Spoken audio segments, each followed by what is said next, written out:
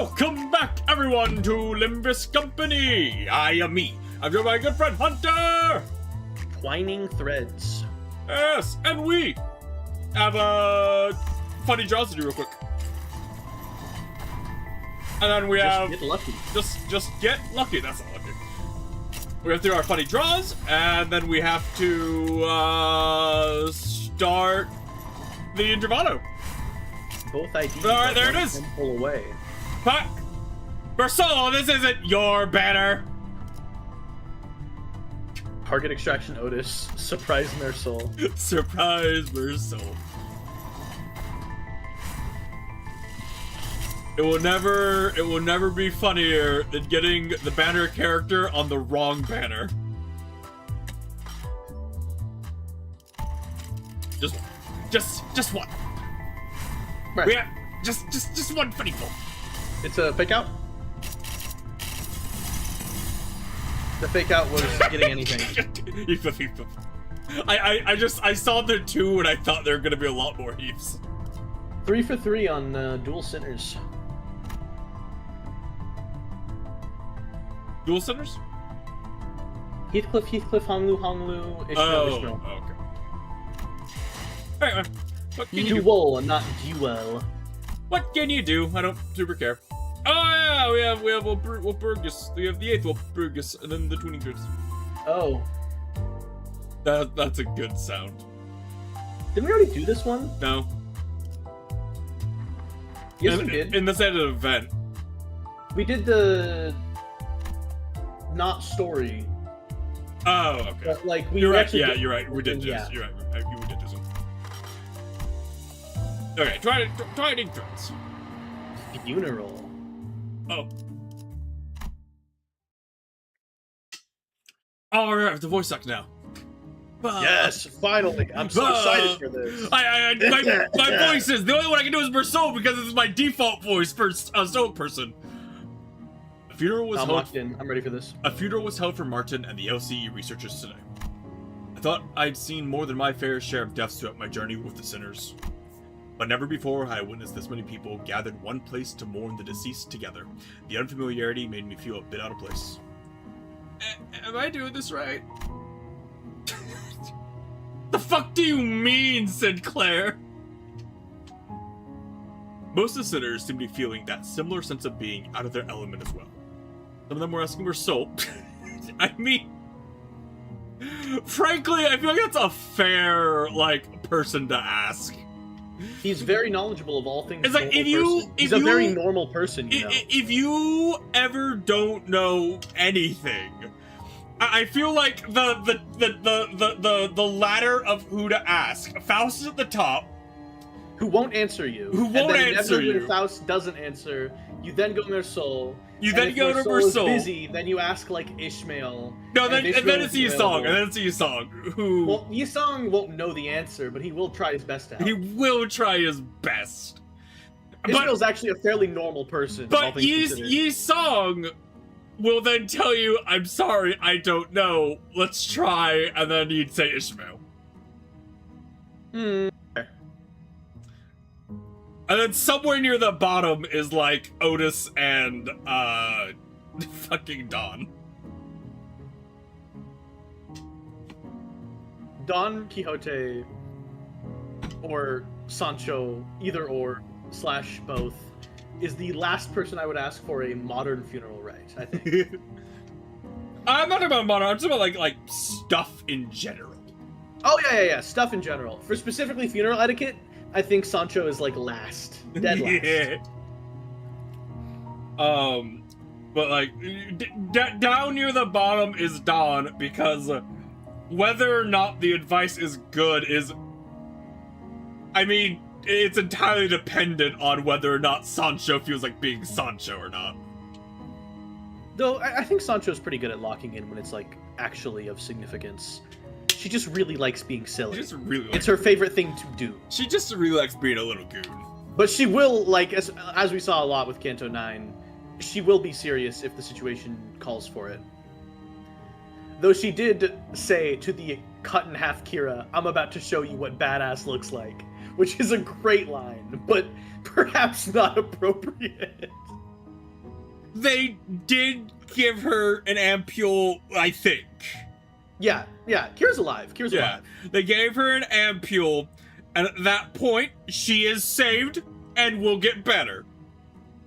And then you get to start quipping at her. Because she was your enemy, and now she's knocked out. I'm not sure the ampule was administered at the time Dawn delivered that line. But, like, that just adds to it, I think. Apparently most knowledgeable of them all when it came to funeral process and etiquette. All manner of questions for pointers. Expressing respect is a primary purpose. Hand placement and gestures are important if that objective can be accomplished. Hey, where do I put this? Beneath the third pillar to the right. Can't any of you quit chattering for 1 second? Have you all forgotten the instruction to carry yourselves with solemn propriety that befits the occasion? Give me some slack. I haven't been to funerals all that much. I mean, I did tell you to read the manual. I even underlined all the important parts for you. Sorry, is she? The wall of text was too much for me. My focus started fizzling out. Okay, to be fair, a book of etiquette, I think anyone it would hit page 30 on a book of etiquette and go, Oops. Hadn't every sinner here attended a funeral before? Back when we set foot on that grim manor in T-Corp? Saying we were a part of that. We crashed that funeral. We didn't crashed attend that funeral. There's a mild difference, Otis. Ah, thou speakest of the funeral held in young Heathcliff's manor, dost thou not? The one bereft of the dead. There's a difference in you're at a funeral of people you don't really care about because they're only there because Heathcliff, and a funeral of people you somewhat care about. You ostensibly should care about. Bereft of the dead? I mean, someone had to have died because I wouldn't have been. Oh, right. They don't get it. They can't remember get it. because she does not exist. So as far as any of them are concerned, they showed up to a funeral for nobody. And then a big fight, multiple fights broke out. Over no one. Because I wouldn't have been a property dispute big enough to involve the Wi-Fi Association's notarization otherwise. I've said this time and again, but it was just an intentional anonymity to prevent family strife. Intentional anonymity, is it? If the situation was indeed as thou sayest, then there was no helping it, forsooth. Yet 'tis a pity that the dead wasn't named at their own funeral. Not reading ahead at all and just looking at the words as I reach them and reading it, and then, oh, wait a minute, this is a slightly more complex word, wait a minute. Wait a minute! Neuron activation, what are you saying? Neuron. The name of the deceased was... It was Catherine's funeral. She was very dear to Heathcliff. I've thoroughly reviewed the past 5 years worth of local newspapers pertaining to the matter, yet no such name relevant to case identified matcher. Can't like Dante? Isn't it like somewhat known that Dante has like weird memories? Yes, they understand that Dante is capable of retaining information they cannot. So in the instance of like Catherine and Sora and Ren, the records say that Catherine, Sora, and Ren exist according to Limbus Company's records, but the sinners cannot remember or conceive of it because their memories are completely different of the event. It's like they've been molded to comprehend something completely different. Every time the nose shade on the forehead just. I hate that you pointed that out to me because I can never unsee it. Every other sinner, I've never thought about it once. And with Heathcliff, I'm sitting there like, I'm bothered by this. Do you know what's Do you want to know what's even more bothering? No, I don't. Let's move on. Next line, please. Alright, so right here on his forehead is a different shade of the rest of his forehead.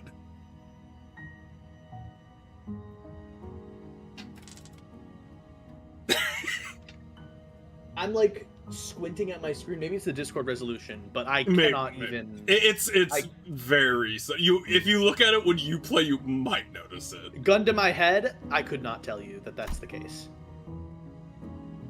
It's fine, Glockhead. At least you remember. It's good enough, innit? It had to be the Golden Bow's influence. Somewhere along the way, everyone's memories of the event at Wuthering Heights had become warped. Sinners seemed to think that the Golden Bow had always been there in that manner, and that Nellie was coaxed into stealing it by Herman. Linton, in their minds, was now a grieving brother who had been conducting research for his dead sister's sake. Nobody questioned it, not Don Quixote, not Faust. Every single sinner believed that the sister we killed, by the way. The sister yeah. That was the person that the first Heathcliff identity was projected across. They just don't remember that. That's just not a thing to them. Heathcliff and I gave up trying to correct them. Instead, we just check in on each other's memories every now and then. Because if there's something that he and I realized, it was that anything that tied to Catherine had already been painted over. Every detail gilded and glossed over with the glow of the bow. The point is, how should I put this? The circumstances of that funeral didn't exactly leave us much room to properly express our condolences back then. Between Heathcliff running on a rampage and the Hindley guy bent on interfering with the execution of the will, I assume that sort of impediment was pretty common stuff for funerals. But probably not, huh? Fucking Dante. Goes to Catherine's that doesn't funeral. happen at every funeral? What? Goes to Catherine's funeral, his only context for funerals. Wow, this is crazy, this is eventful. No, well, I think it's actually rare to see a place that follows proper funeral procedures. I've traveled around quite a bit myself. I was on a boat, but I can't confidently say that I've never been to a legitimate funeral. That's not even fair to Ishmael. Come on. Now we're just being unkind. One at Wuthering Heights was one of the more proper funerals. If only for pretending to have a process, they at least prepared a coffin and even had a formal reading of the will. It seems funerals are far from being an everyday custom in the city. Funerals are considered a rather extravagant practice here as well.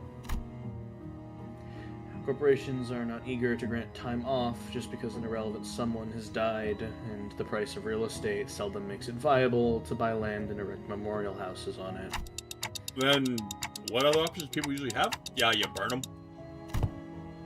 You used to just leave them where they died, and after one night's sleep, the bodies are gone, just like that. Alright, the cleaners, yep. The sweepers. The sweepers. Better than paying loads of money to bury them somewhere just to have that stir up a load of daft rumors, eh? Rumors?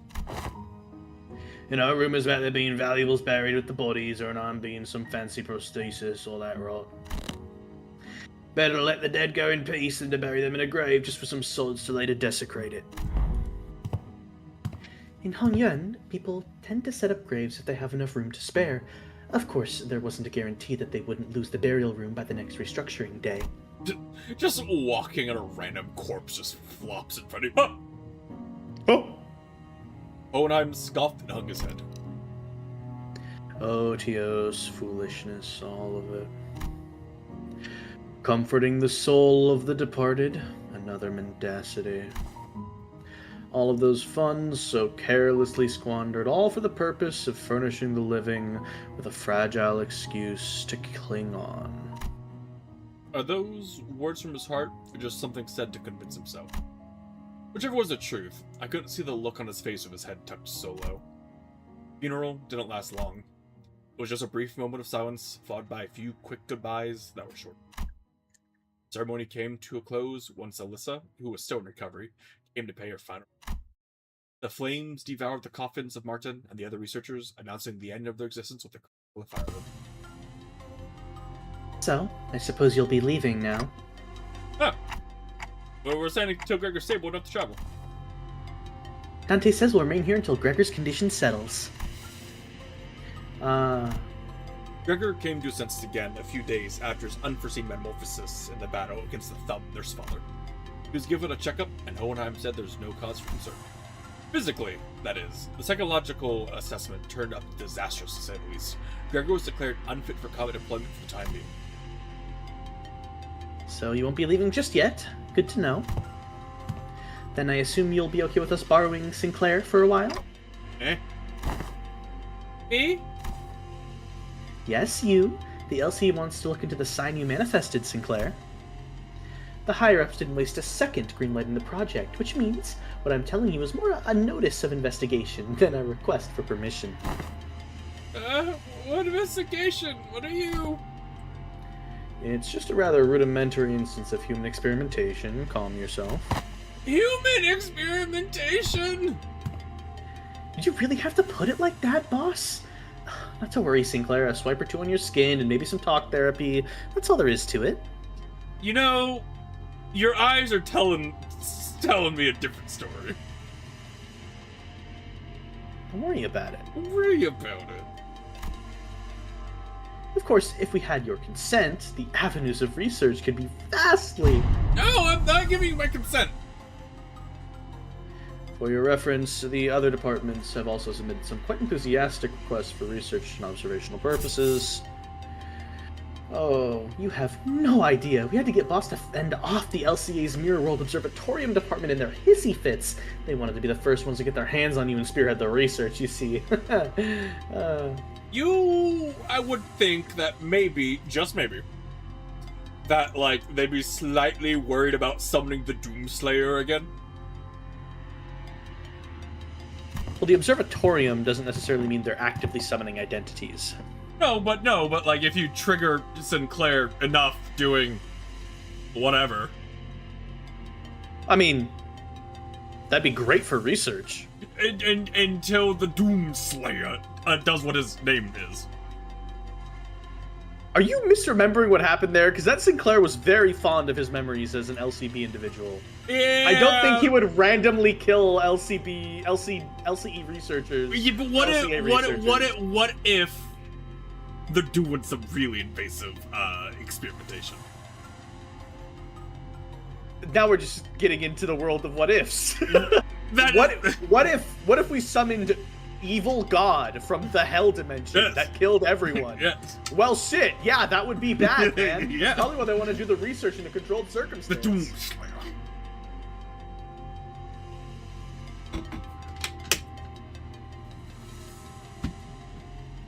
You gonna read? Oh, I thought I did. And had we allowed them, they'd have kept you for a good few months before letting you go. So, the least you could do is thank us and be a good boy. Cooperate. Oh, just in time. Our researchers are here. Alyssa waved at the researchers who were filing out the funeral hall after paying their respects. It was long before Sinclair found himself surrounded on all sides. Wait, I'm perfectly capable of walking there on my own, so just don't run a painful test on me. Of course, of course. Stay strong, Sinclair. All I could do was offer an unspoken encouragement to Sinclair, who sounded ready to collapse into full-blown panic any minute. What about you? You're not going with them? No, it's back to the long-term recovery ward for me. Fair enough. I always thought scientific research was the one thing that flamed my passion, but with the recent events having introduced me to the merits of paid sick leave, I realized that time off beats research projects in my book. Originally. Enjoy it while it lasts. I highly suspect that every request for PTO submitted by our department will be rejected for the rest of the year. Well, it's true, your average corporation doesn't give more than a week off a year. As soon as Alyssa trudged off with her dragging steps, she seized Sinclair and carried, him away. Alright, we should get going too. Oh, you all somewhere else to be? Well, I thought I'd go visit Gregor. I'm worried about him. Got something I said I'd help with. Gotta be there for it. Something I gotta do. I'm going with Sinclair to get some rest. Also to keep an eye on researchers and stop them if they try anything fishy with their experiments. You know if you need anything, Dante? Sinners fanned out in different directions. They seem to have their own errands to run during our stay at the OC. Everyone's busy with their own thing. Hey, Ryoshu. That was Ryoshu noise. The only ones keeping company now were Ryoshu, who've been filling the air around thick with cigarette smoke, and Don Quixote, who was sniffing and asking around at every corner for Vespa in a valiant quest for the new color fix's whereabouts. Faust was still here, too, staring blankly into the air. It's never a good sign. Is she accessing the Gesture Shaft? You seem to have some time to spare, manager. As I stood there, wondering what I should do next to pass the time, Hohenheim, who had apparently finished tackling and signing the second papers, walked over to me. This makes things rather convenient. There's something I intended to discuss with you and Ryoshu, a matter that requires your assistance. What kind of assistance? WKOA, says CH. Thank you, Ryoshu. Wait a minute. Did Ryoshu just step in as my interpreter? Not that I don't appreciate her gesture, especially since she usually snap at me and tell me to find someone else to interpret whenever the issue came up. But I can't help but doubt whether her choice of method of interpretation actually accomplished anything. There is, I must admit, a certain novelty in witnessing the reconstitution of that which requires interpretation into yet another linguistic form equally demanding of it. Okay, but at least with Ryoshu's, you have a chance. Not a good one, but you have one. We say, but Virgilius appears to just really be good at reading Dante's expression. Yeah, Actual incredible skill. Yeah, he totally doesn't. He literally doesn't. That is, like, kind of established. Nah. It's gonna be, he has it's that gonna same, be like, revealed in Canto 13 that Virgilius... Of course. My bad. My bad. It's gonna be revealed in Canto 13 that Virgilius has Dante's just been Canto, faking it the where we entire discover time. Virgilius has the implant that automatically translates all language, including tick-tocking. Yeah, Silly me. indeed. It would seem we are in need of more manpower. Scratching his head, Hohenheim looked around for a moment before coming to a sudden pause, as though an idea had crossed his mind. At the end of his gaze was certain someone who was busy badgering LCCA employees of her relentless questioning. Who else, pray, might know where he is, if thou knowest not? Now listen closely. The one I seek is a bearer of hair fashioned in the likeness of a bull. You there. Why don't you join us, too? Dost thou speak of me? The LCCA personnel, who were courted by Don Quixote in a rather forceful interrogation regarding Vespa's whereabouts, took the opportunity and fled the scene without so much as a backward glance the moment their captor turned her head to answer Hohenheim. Indeed, there's a task that requires your assistance. But I have yet more words to trade with the most noble yellow harpoon. Harpoon! You seek to emulate the virtue of chivalry. Does that entail turning down the earnest plea of those in need?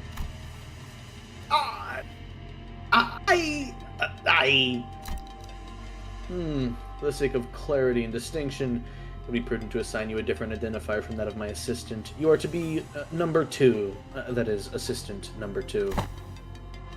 I have not yet concluded mine exchange with the yellow harpoon, but no true knight would abandon those who call for aid. Pray speak thy quest. How may I be of service to thee? Delegating the interpretation of the manager's speech to Sinner number 4 has proven to be counterproductive. As such, your task will be to report to me what the manager says. Oh, that is indeed a simple task. However, this WKOA eludeth mine understanding as well. Prithee, allow me but a little time to uncover its mystery. Relay the manager's words, not Sinner Ryoshu's. They're asking you what kind of assistance you need. The request for interpretation was not directed to you, but I cannot deny that your meddling in the present circumstance is a welcome one. It was simply that the irrationality and inefficiency of your suboptimal staffing choice and workflow have become sufficiently unbearable. Faust hopes this was not some guileful scheme devised to elicit Faust's cooperation. In any case, manager, this request of mine concerns an investigation into the back doors located in the House of Spiders. I deemed that the two of you should be the ones most familiar with the structure and layout of the house.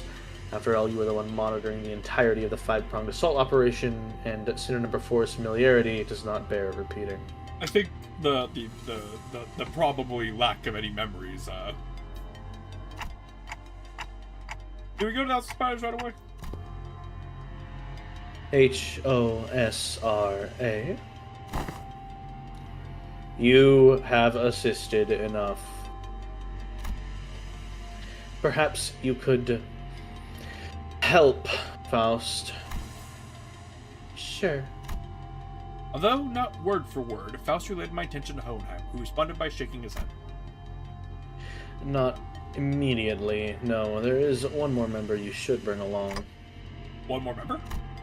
Seeing me tilting my head, Hohenheim pushed up his glasses. The apprentice who was captured alive in the House of Spiders. Kira. She has regained consciousness. This won't be awkward or anything. Nah. She'll be chill.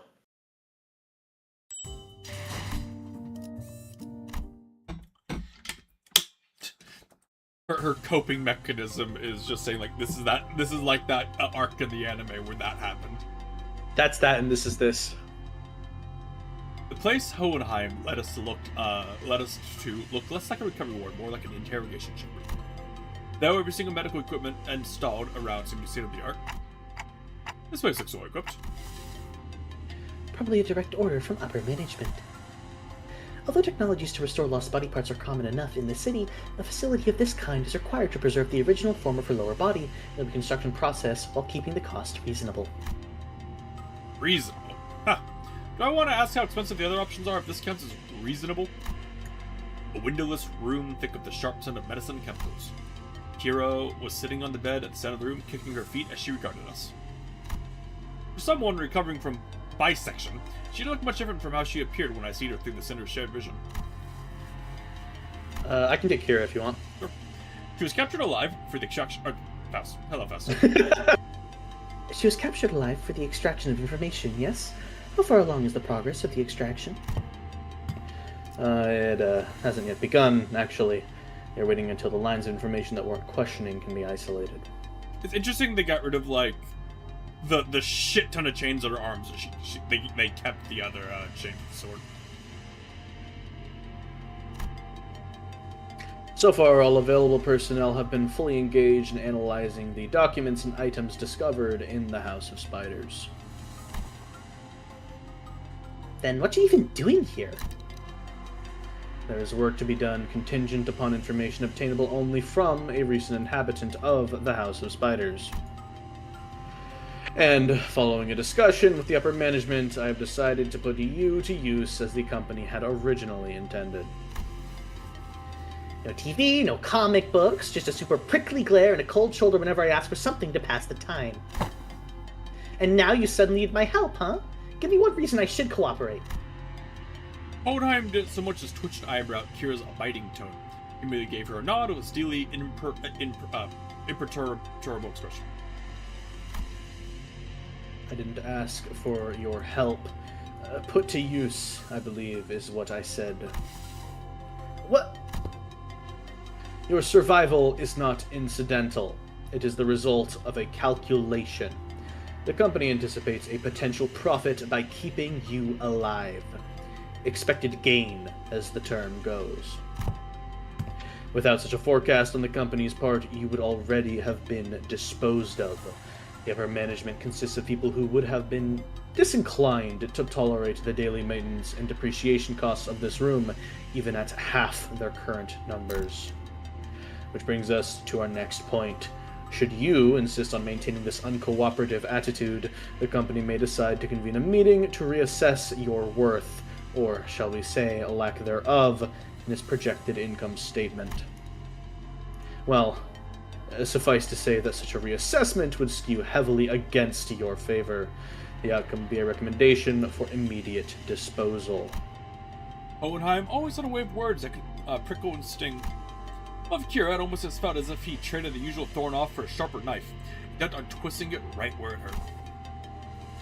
I'm dead meat as soon as my usefulness runs out, anyway. It's not like you're gonna let me live after I killed a bazillion of your guys. So you anticipated some form of a corporate-level retaliatory response against your person. That is indeed a curious line of reasoning. Then I must tell you that unlike your typical backstreet syndicate, such as the middle, corporate entities of the city tend to avoid choices that may incur losses. The value of the information that could be extracted from an abnormal... What the fuck am I saying? From an apprentice of the middle, and the combat prowess honed under the tutelage of a great brother of the middle, these two considerations are likely what increased your value in the eyes of the company. Y'all got zero self-respect, huh? You should consider yourself fortunate. Huh? The heck are you on about? Other companies would not solicit your cooperation by means of a verbal exchange. Your interrogator would simply open your cranium, harvest your brain, and extract any and all necessary information without going through intermediary steps such as this. Even without resorting to such methods, the range of available means to compel the disclosure of information is practically limitless. Truth serums, hypnotic suggestions, electrical shocks and stimulations, and of course, procedures utilizing distortions and abnormalities. That being said, the LCE department prefers to distance itself from such uncivilized approaches that may entail complications and after effects. Huh. I do hope that we share a similar predilection. You're so freaking annoying, you know that, mister? The feeling is entirely mutual. Leaving the biting chill of his threat to sink in, Hohenheim turned toward the exit. I give her some push and bring her along. I don't quite seem to be myself today. No, disregard that. That too was a rather foolish thing to say. I will defer this matter to you, manager. Work of this sort likely falls more within your capabilities than my own. And with that, Hohenheim stepped out of the room, leaving me to deal with Kira. His reaction was understandable. The LCE had only just finished laying its dead researchers to rest. Kira was probably the last person anyone would want to face right now, much less speak to. What should I even say to persuade her? I was so caught in the thought when someone quite unexpectedly made her way to Kira. Yoshihide? You. Heard you got stabbed in the back by Matthias. That's not true. Papa wasn't landing a fatal blow unless he cut through me, too. That's why he did exactly that, to aim for the enemy's head. Besides, he made the right choice. A little sacrificing a thing in a family. Huh. Family. Coming from him. A middle mutt thrown out of his kennel. Doesn't it sound ridiculous, even to you? That's... Thrown out? That fucker Matthias was a GB, only by technicality. He fucked up badly. He was family still by name, but underneath it, everyone hoped he'd disappear quietly on his own. He was that family member nobody wanted around. Same treatment for me, being his brat. Not surprising it's the ST for the bowl cut, too. Same tastes! Oh, young Ryoshu, could it be that thou also dost harbor a passionate zeal for fixing... I quickly cut the hand over Don Quixote's mouth as she smoothly chimed into the conversation. So what exactly is your point? The point is, you're taking too long. If you can't decide whether you want to live or die, I can shorten the hesitation. CQ, or SYNC, right this instant. What does that mean? Cooperate quietly, or I'll snap your neck completely right this instant. SYNC isn't such a bad way to go if you're keen on taking that loyalty act straight to the grave. This is so crappy. Whatever, I get it, okay? I'll talk if that's what you want so bad. That actually worked? Fixers who go out in a blaze of glory aren't actually the strong ones. It's the ones who survive, the ones who live to see another day and keep getting stronger. Anyway, Yoshihide, what's up with you talking in weird-ass abbreviations? Like, SYNC? That's so random. Who even says that? Ryoshu didn't bother to reply and simply chewed on the mouth end of her cigarette. But is this really the right call? To her, we're probably people she needs settled squirtle with. As if. Half her tattoos are gone, Clock. They even confiscated her book. You think the middle sorry excuse for loyalty means so much for this stray that she'd bite us? Besides... No, better hear it from her instead. Hey! Tell me why Matthias kicked the bucket. That's 'cause... Well, because Papa was weaker than y'all.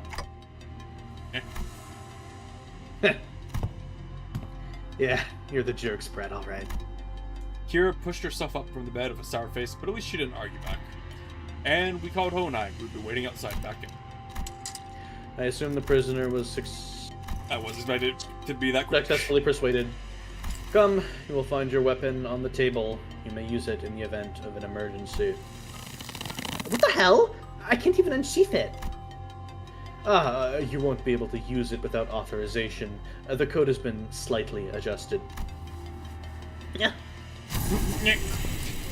Now then, let us head to the House of Spiders at once. The back door is up and waiting for us.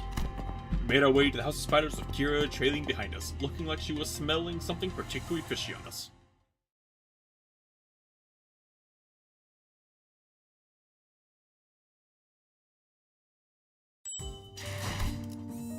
Oh, Brattle.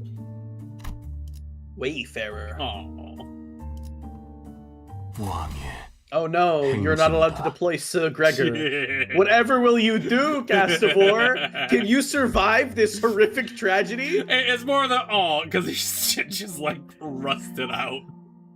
Oh yeah, but it's like gameplay-wise, I don't think you're gonna miss him that much. No. Only a few days had passed since our last visit, but the place looked markedly different from what we remembered. The sight of the hollow, frigid atmosphere and endless stretch of corridors hadn't changed. But Callisto's so-called artworks were now covered in white sheets, and unfamiliar devices were fixed all around the back doors. Prithee, who might these people thither be? Hey, man. I want to take this guy, but I shouldn't take this guy. Just like number of interactions wise, you should take this guy. Even though I want to, I do like this guy. Looks like some shady bastards moved in already.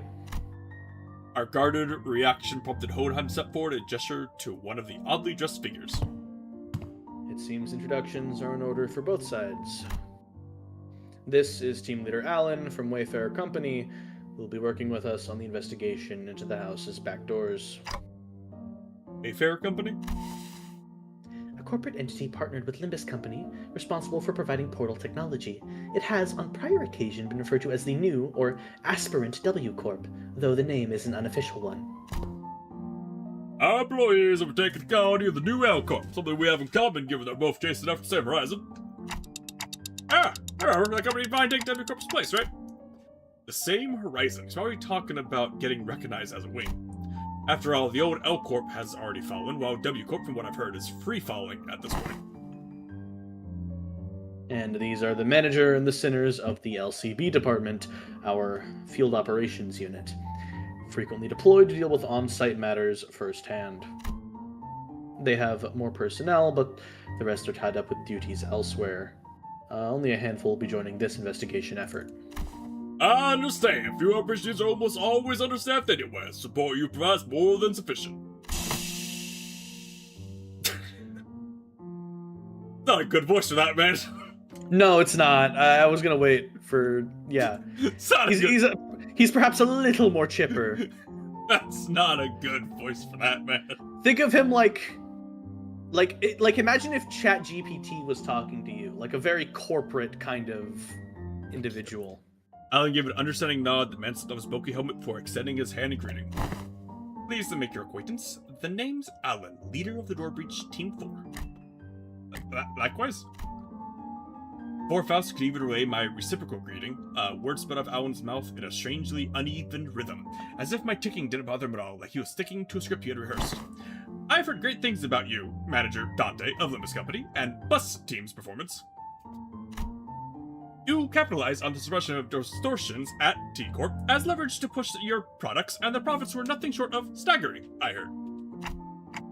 Oh, yeah, we're supposed to be distortion resolving specialists to public. But what's that product part about? The manager says it was merely a matter of luck. They also look forward to working with you on this task. Oh, are you the interpreter? In that case, I'll be sure to consult the manager only when both of you are available. Sure. Faust didn't seem particularly pleased with the role Alan had pinned on her, but she nodded anyway. She quietly came to my side and answered my earlier questions while Alan carried on to Hohenheim. He is referring to the Monolith Sales Project. The credit was attributed to the LCB at the express request of Mr. Herbert, T-Corp's executive director. Oh, so that's how the rumor spread. Huh. We've reviewed the agreements. Now I understand you'll be assisting in verifying what lies beyond the back doors. I'd appreciate if you could share any prior knowledge you have about where these back doors connect, as detailed as you can make them, if you don't mind. Hohenheim fixed Kira with a pointed look. Though Kira responded by defiantly cocking her head in a show of irritation, she still gave up a sliver of the information she had. Honestly, I've got pretty much nothing if it's about Robo-Unk in his room. Fucking Unk. I mean, I've seen Albina hit up that door and the other one over there when she was popping out to farm stuff, but... Mom? Oh, it's, gathering material. I see. What kind of material? Human guts and all that. She'd come back hauling piles of them. So they're probably connected to some backstreets area? The backstreets. Any more details? Can you stop prying? You're low-key pissing me off. What? That's literally all I've got, for real. For a moment, Alan leveled Kira with a stiff expression. And even before I could register what had happened, Kira's head jerked to the side from a sudden punch by Alan. I thought Kira was nimble enough to dodge a surprise attack easily, but this one seemed to have caught her completely off guard. She stood there blinking, eyes round in rude surprise. Actually, it wasn't that he caught her off guard, it was the motion of the punch itself that somehow fell off. The fist being raised, the arm being extended, the blow making contact, the chain of actions were there, but it just didn't look normal. Fucking gay bulk. My fist rewrites causality. Unironically. Space-rending fucking bitch slap. You were slapped, therefore my hand extended. King Crimson slap. Did you just hit me? What the hell's wrong with... As Kira reeled from the unexpected strike, Don Quixote spoke up in a cold, sharp tone. Thou, what manner of discourtesy is this? Ah! With all that whining, I thought the brat could use a lesson to remind her of her place. I had no intention of damaging your company asset, of course. I simply assumed the level of warning would not be inappropriate in this case. Team leader Alan, that sort of conduct may not be an issue in your organization, but it is here. Should it happen again, do understand that we may choose to terminate today's joint engagement without delay. My apologies, I'll keep that in mind going forward. Alan stood down without arguing back, but Kira looked far from satisfied with how Hohenheim handled the situation. He gets to sock me in the face and walk off scot-free? So freaking annoying. Fortunately enough, her grumbling didn't escalate into her lashing out at Alan. That punch just now, though. What was that? It exhibited behavior that defied the standard laws of physics. Presumably a form of technology utilized by Wayfarer Company. Let us resume the task at hand. Ryoshu, give Team Leader Alan whatever information you have.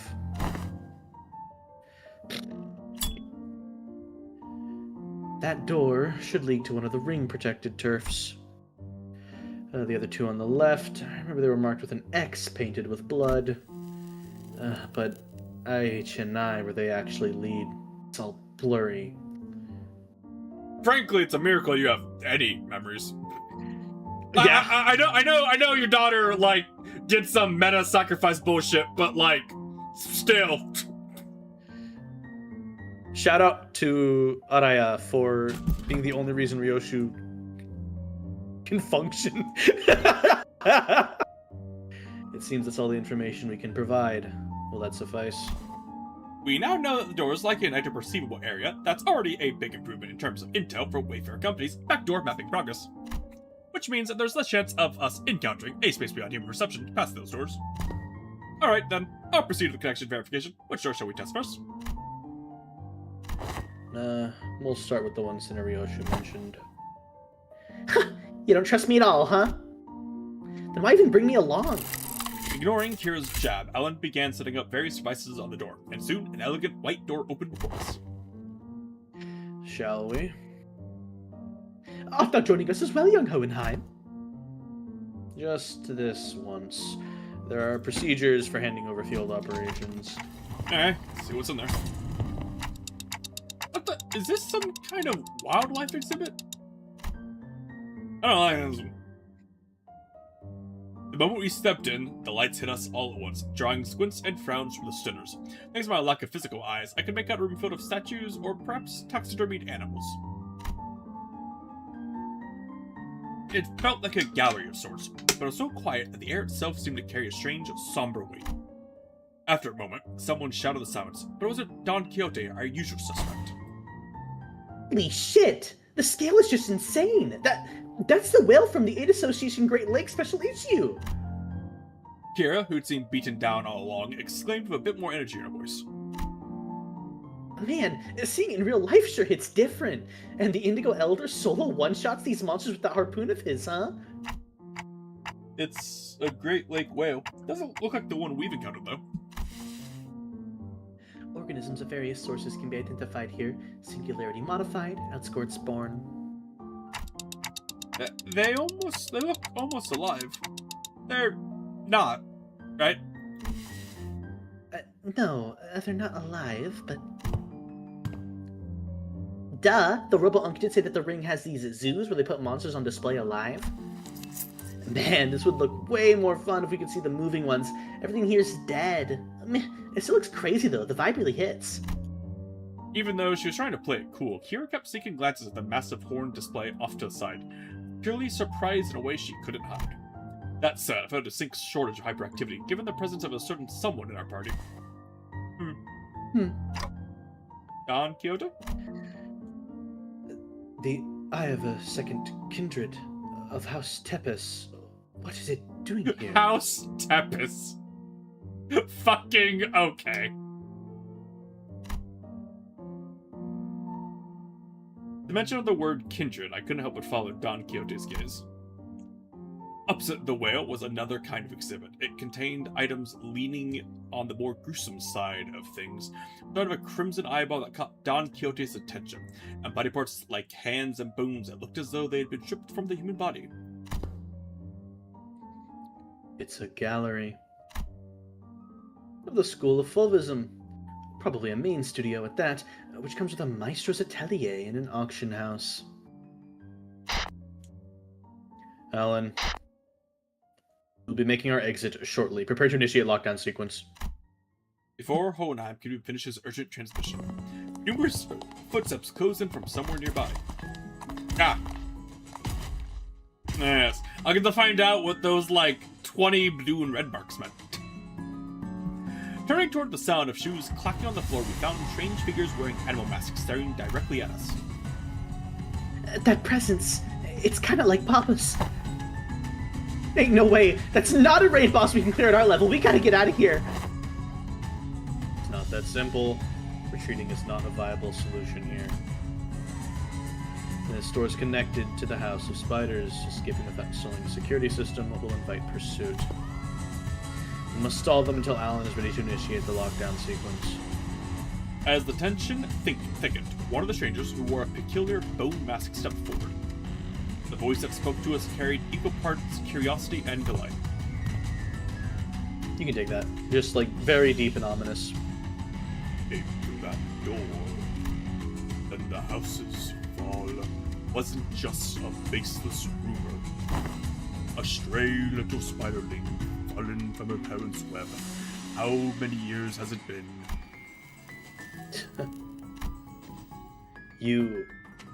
Who are you? Ah, right. It makes sense that you would fail to recognize me. I used to wear a different mask, back when I used to visit your tutor, didn't I? A wolf, if memory serves right.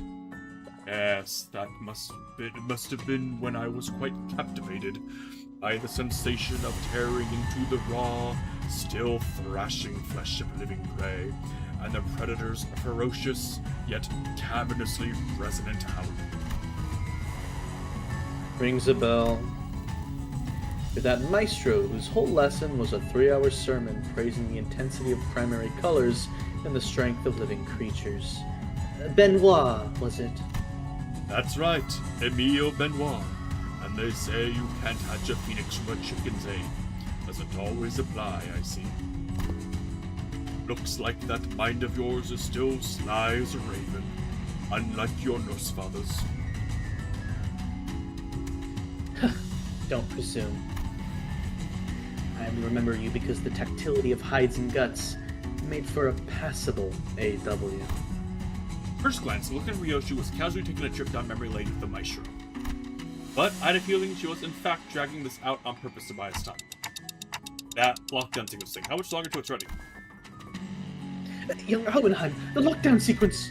Don Quixote, who'd been shooting the ring members an incensed glare, sparked by the discovery of a kindred's eye, swiftly relayed my words that Hohenheim had even a hint of her earlier shenanigans.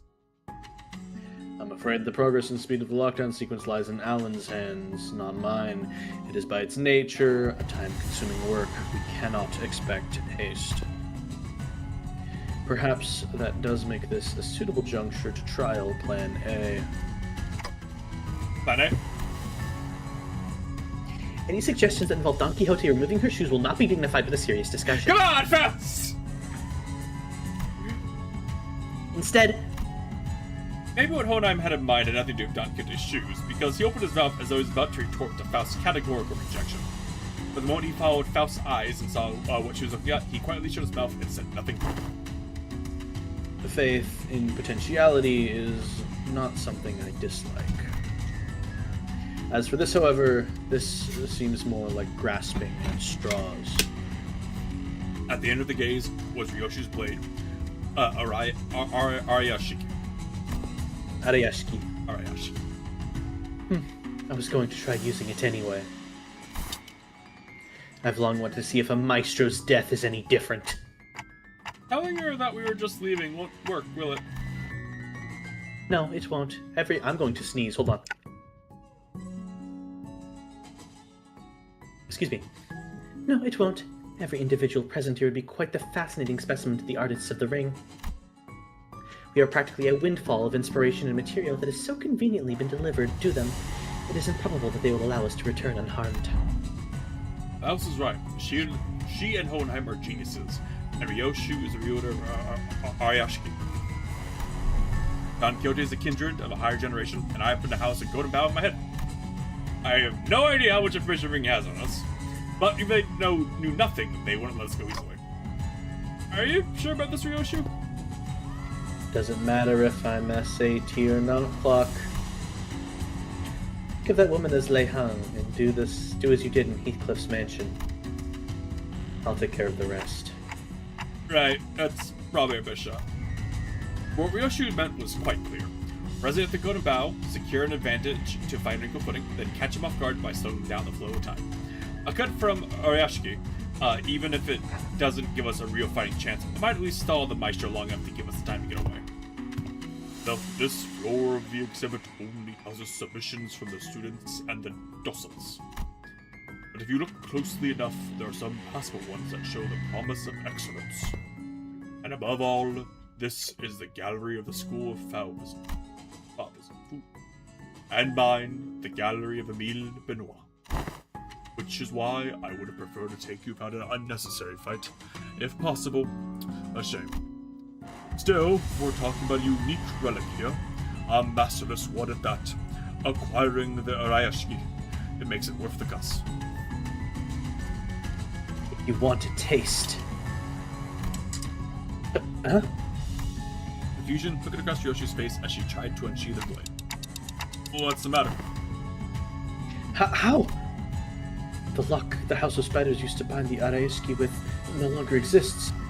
So why can't I draw the blade? Now that's unexpected. Though the rumors of you mastering that relic, were they false? Maestro only gave a loose swing of her arm. But it was enough to make Ryoshu recoil, shadow of surprise across her face. The wound looked like nothing more than a light gash, yet the Maestro's contemplative gaze shifted between the blood on Ryoshu's arm and her own, as though the attack had been an experiment to prove a hypothesis. It wasn't hard to guess what she was thinking. noticed, did you? I had my doubts from the moment I saw you today. Was the House of Spiders a success or a failure?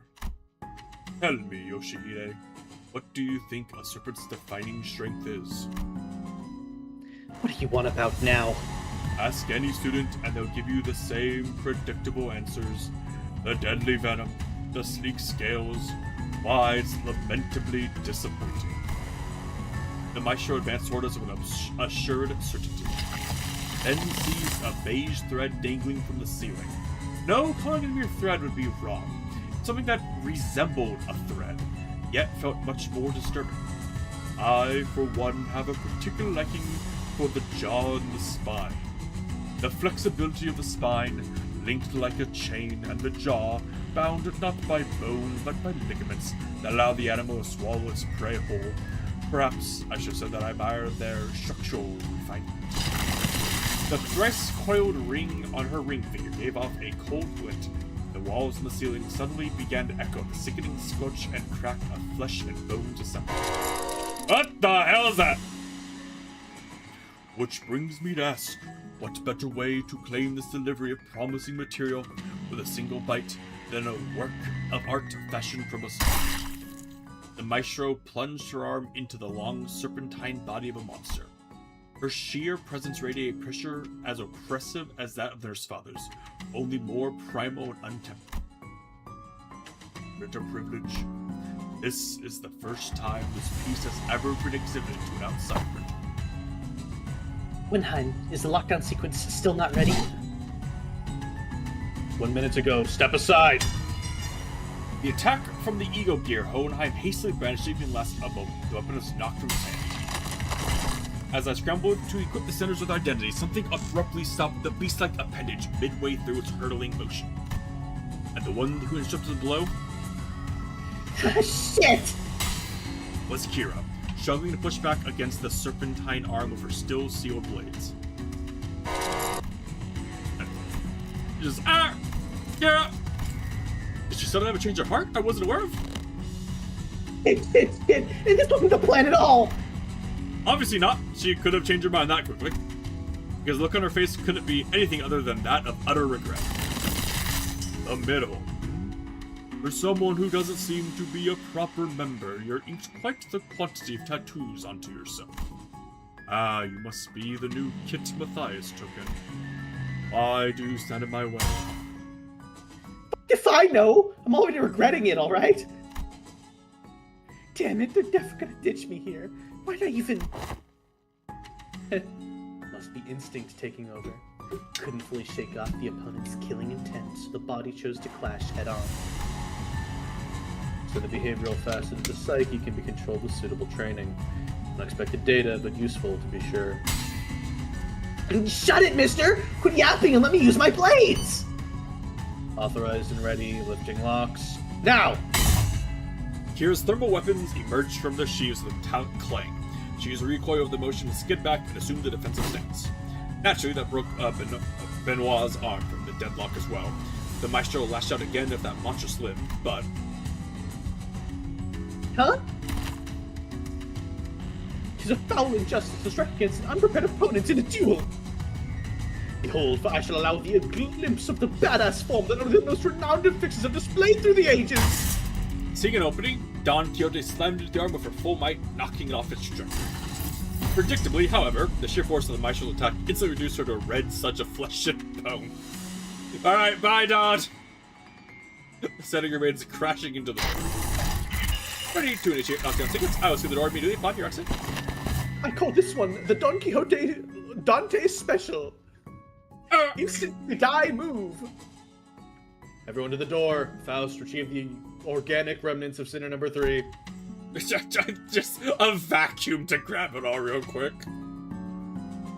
As Faust made her exit what was once Don Quixote, the students of the ring shrouded Kira, barring her way out. A hollow chuckle slipped out of her lips. Called it for real. This is exactly why I didn't want to get involved. Taking Kira back with us would mean having a sizable force of the ring trail right behind her through the door. Kira, too, seemed to realize the risk that no one in their right mind would want to take. She lowered her head in defeat, as though she knew full well the fate that waited her. I'm such a dumbass. What was I thinking diving in like that? You don't just stand there. Get over here now. But these guys are gonna come flooding if... You, GTM, want to get cleaved in half again. If you pin this on me later, you're gonna pay. Blocking the maestro's arm by a hair as it came down on her again, Kira hurled herself toward the door with every bit of strength she could muster. More than a few students rushed into the doorway, chasing up the sinners who had gone in ahead. But after that sequence completed, all backdoor links have been cut. Fortunately, Alan managed to sever the connection between the two back doors before the maestro could cross over. Bull cut. Think you can still use your arms? I'm fine. So she says. Kira would be a strong enough addition to fight for us, but the ring members that managed to cross formed a rather sizable force. Fighting them off with just the sinners I have on my side would not be the best course of action. In that case, guys, I assume you're all available right now? As soon as I call it to the sinners, the voices come through at Hohenheim's radio one after another. I guess so? Ready for your order, Executive Manager. I, Otis, am prepared to answer your call whenever and wherever. Hey, hang on, I just need to finish this fight. Everyone to me! Summon!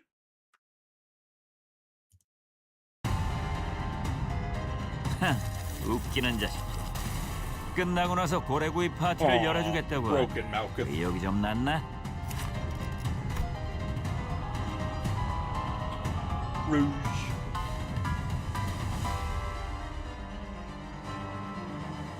Huh.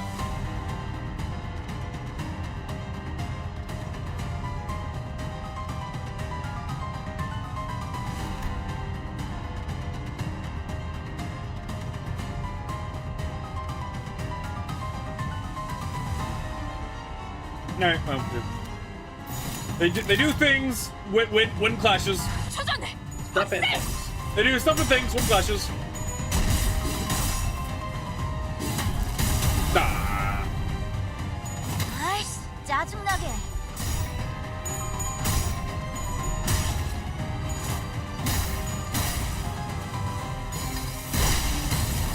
차포잡이라. 예상한 것보다 움직임이 더 좋구나.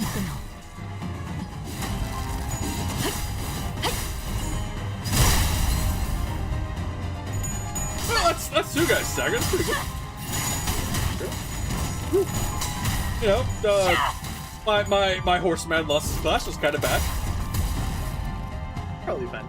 It's fine. 좋아. 이번에는 제대로 들어갔군. I'm gonna just take the opportunity to use the rest of the attack while this battle happens. Dang. I'll be back. Oh yeah, Kira's here too, by the way. 바이올렛 Cheers 브레이크. to you, by the way.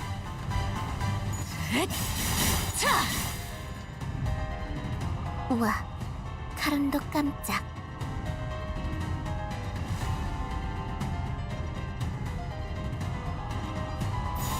불가 위야. 막아내지 못하리.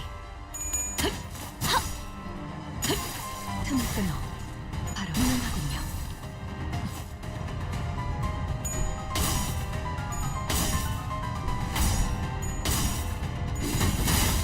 대성공이야. 가름 신나. 노래 부를까?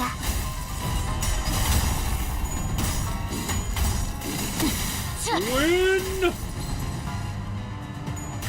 남았어도 이 정도쯤은. I'm half-seas now. 모, 분, 조, Actually, 토. I assume she has new. 역시 모가지를 분질러야 stuff. 조용해지는 거. 저 도야지 같은 새끼들.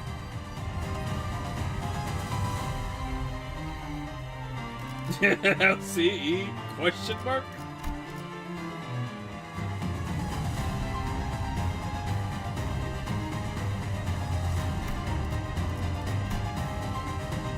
Just gotta put this off, then start into escape at the top.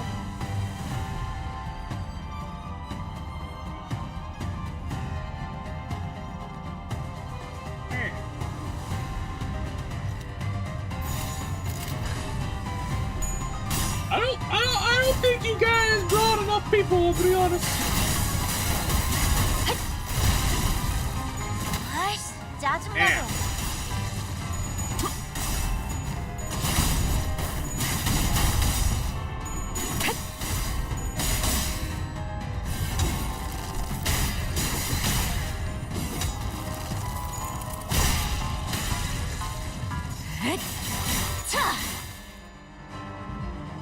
I'm sure all the sinners will greatly appreciate me knocking them unconscious. 그간의 전투 경험이 쓸모가 없진 않았군요, 단테. 적합한 조치였습니다. 그려낸 대로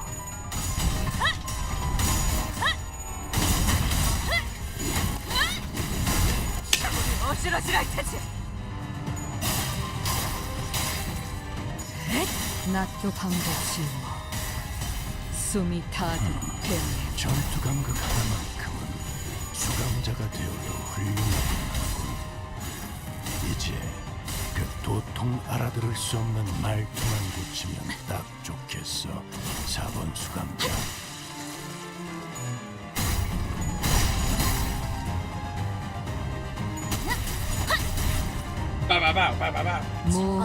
Totally badass ass kicking. 역시 모가지를 분질러야 조용해지는군. 저 도야지 같은 새끼들. I feel like it isn't anywhere near enough guys through the portal. 무파법고 언올. 하지만 슬슬 물리는군. 근처에 용수염이라는 군 거를 파는 곳이 있는.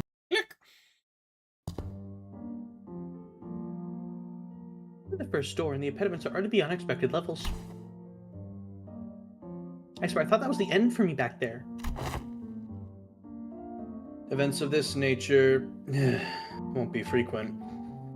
We were merely beset by ill luck. That's a flag. If you just listened to me and picked another door, we wouldn't have gotten cooked like that in the first place. Like, why'd you even drag me into this if you weren't gonna trust me, weirdos? We would have opened them all at the end of the day. SD. SD? What's that? Same difference. Again, why shorten it like that? Just say duh or something, or just spell it out and say it was anticipated. That's WA. Huh? Good work, everyone. Wayfair does have a team dedicated to a sword task, but the mortality rate is quite high. Honestly, I was bracing myself for the worst. The odds of completing the first door of an expedition without any casualties are under 15%. This bio measures counts as a flawless expedition. Helping away his advice, Alan addressed us with an amicable smile.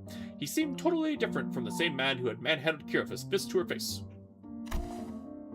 Those Falvis won't be able to cross over anymore if the door completely locked down, right?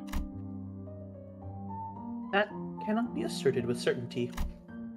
Are you saying more might come? The corridors and back doors have already been the ring's turf, Clock. And those Falvist beasts have endured as a long-standing faction within the ring. If they've got that much history, they must know many back doors, both the origin and destination ports. Alan clarified what Ryoshu was hinting at. Yes, compared to them, we lack sufficient knowledge of alternate routes, which makes it difficult to prevent infiltration. No need to concern yourselves overmuch. Even if that were the case, it is unlikely that they would move on the House of Spiders so soon. They can always rush for a surprise attack, though.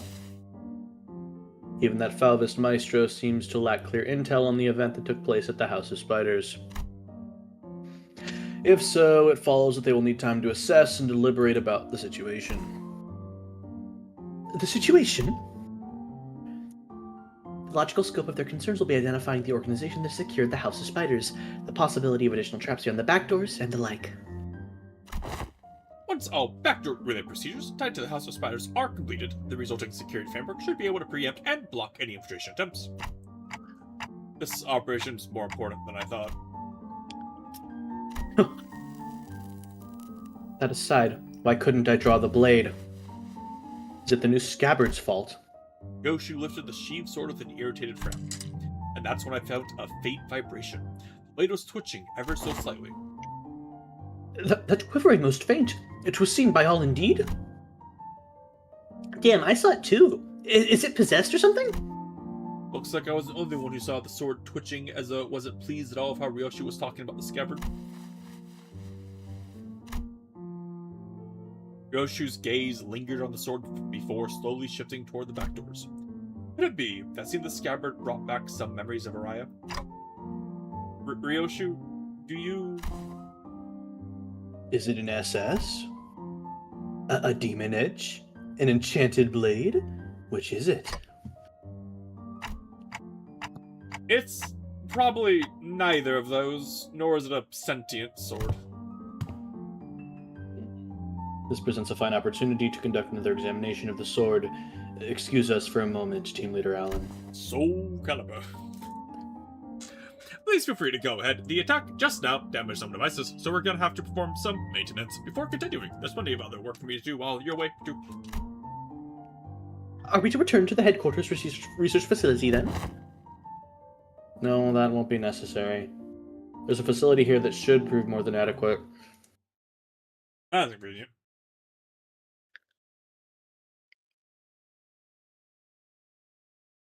오늘 부끄럽지 않았습니다. 의를 바로 세우는 데 일조하였으니 God, the... 내일은 더 You are going to read a book for 2 hours, gamer. Very Limbus. Hohenheim brought us to what looked like a research lab, lined with cables, rows of screens, and diagrams full of complex symbols and shapes. I didn't know there was a place like this in the House of Spiders. This is a forward base constructed by Limbus Company following Operation Spiderpire. It did not exist prior to the house's fall. It is intended for additional background investigation and research into regular phenomena observed during the operation. Irregular phenomena? An example: research subjects such as a spatial analysis of the correlation between the emergence of Sinner Number 11's sign and the manifestation of a possible future. Oh! Looking around, I spotted Sinclair and a group of researchers surrounding him, the same people who had dragged him off earlier. They were accompanied by a gaggle of sinners who had tagged along to either watch a show or kill some time while they took a breather after work. That's convenient. Hohenheim, how long will the examination take? With Sinclair's biometric assessment concluded, the analyzer device should be available for the relic now. Which means that should be finished in an hour from now at the latest. The scabbard rattled again at the mention of an hour. I don't know why or how, but the way it swayed almost like a child trembling. It's moving again. Come along, Ryoshu. I expect you will want to witness the procedure. Fine. Ryoshu and Hohenheim headed off to the side. The examination was probably going to start immediately.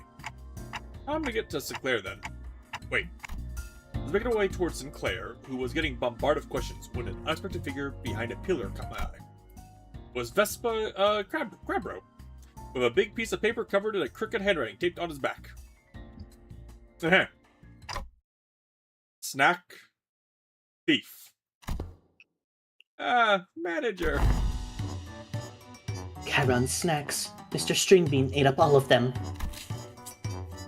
Sorry, but I think there's been some misunderstanding. Third, kick his ass.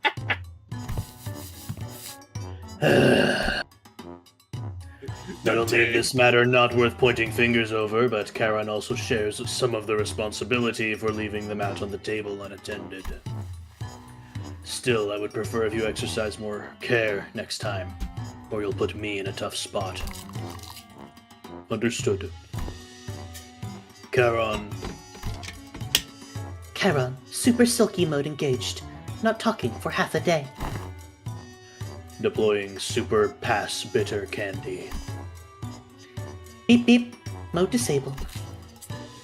I'm not sure if this is an appropriate request, but may I remove the paper from my back now? It's a little inconvenient for me. He's just a slightly more socially adjusted Mersoul. Yes.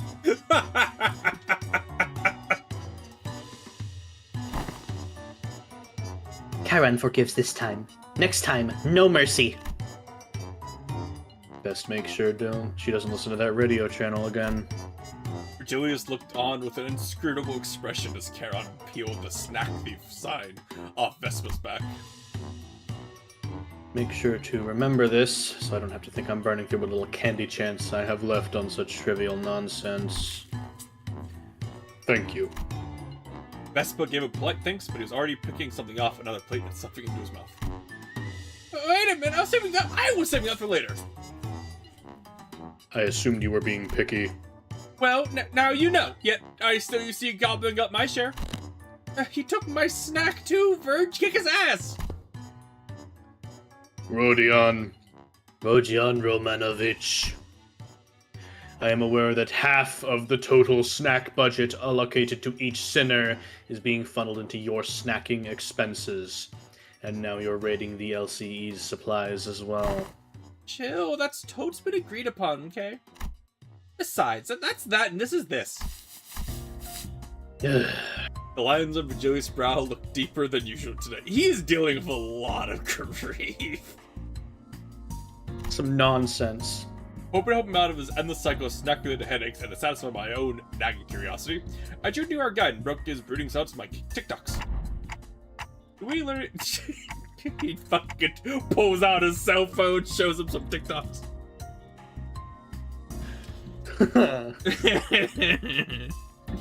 Do you learn anything about Sinclair's sign? Dante is inquiring about the outcome of the research on the sign. I've heard from the researchers, but nothing of particular significance came from it. Observation of the sign has so far been limited to 2 individuals, the manager and Sinclair. Due to the limited accessibility of the phenomenon, the only verifiable information so far has been its existence. Researching that which cannot be observed is bound to be difficult. Also, as a point, aside from Sinclair, none of the senators can actually see the sign. The same would go for the researchers. Even Sonia said only a select few people could perceive it. If there were more If there were more individuals bearing signs, there would be a wider pool for comparative analysis of statistical samples to narrow down the scope. However, records indicate no suitable references exist. At present, the research effort is limited to reducing variables such as whether or not the irregular phenomena are tied to the location where the battle took place. By individuals bearing signs, do you mean people like Demian and Sanson? Wait, then could those guys do what Sinclair did? Pull in some superpowered future self and just wreck everything? Even Sonia? I should step in and put it into the subject before Rodney gets the blues. I don't think so, from what Ishmael and Faust reported back then. Right, Sinclair from the future said each sign carries a different power, I think. Maybe, you know, those layers of light rings Demian used to finish off Cromer, or Sanson dragging us into his story. This could be it. Aye, that doth seem plausible. So none of that is information we can confirm yet. Correct. As you have stated, any discussion of this subject would not venture beyond the realm of wild speculation. Nothing has been proven yet, ergo, fear would be an unnecessary response at present. This is, at best, grounded in supposition, but it would seem that the researchers are coaxing forth a hypothesis from the vestiges left in the wake of Sinclair's future self. All that. A bit about the sign maybe being some singularity or whatever, yeah? Precise point of the hypothesis was that the fundamental principles of the signs working may be equivalent to those of singularities or relics. But as no actionable evidence was obtained from Sinclair, there's presently no means by which this hypothesis may be validated. I see. And nothing came out of them dragging off Sinclair for that research. Oh, you also thought I was being jacked off, but so let it happen anyway?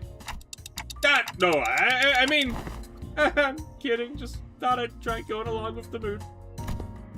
The old Sinclair wouldn't have even thought to joke around like that. He's really changed, hasn't he? For the better, I think. So, did anything happen that we should worry about? I stuck close to him just in case. Nothing serious came up. Just took some blood, a small skin sample. Oh, and they were also checking if the sign reacts to electrical stimulation. Yeah, and, yeah, I had to fill out some questionnaires, too. Things like, please describe what you remember from the battle exactly as it happened, or list the sensations you felt when you regained consciousness. And your memories of that moment have yet to return. No, I don't know if they ever come back. Actually, Faust said they only exist in my future self, so surprisingly, Sinclair hurts my throat to do more than any other voice. That is funny. Wait, but for my future self to even have those memories, shouldn't I carry them in the first place? Which comes first? A paradox, it would seem. In such a case. That Sinclair is merely one branch among many possible futures. If the future unfurls into boundless possible branches by means of ceaseless bifurcation, then the body of information that constitutes a certain future would scatter into grains more fleeting than dust, to diminish to ever reverse their course and trace their path back to the self that now exists. Is that the theory suggested? Not Not a certainty, but a plausible interpretation. It would have been so funny if it were that huge rat professor. No. No. No. No, you dipshit. You know fucking nothing. Shut the fuck up.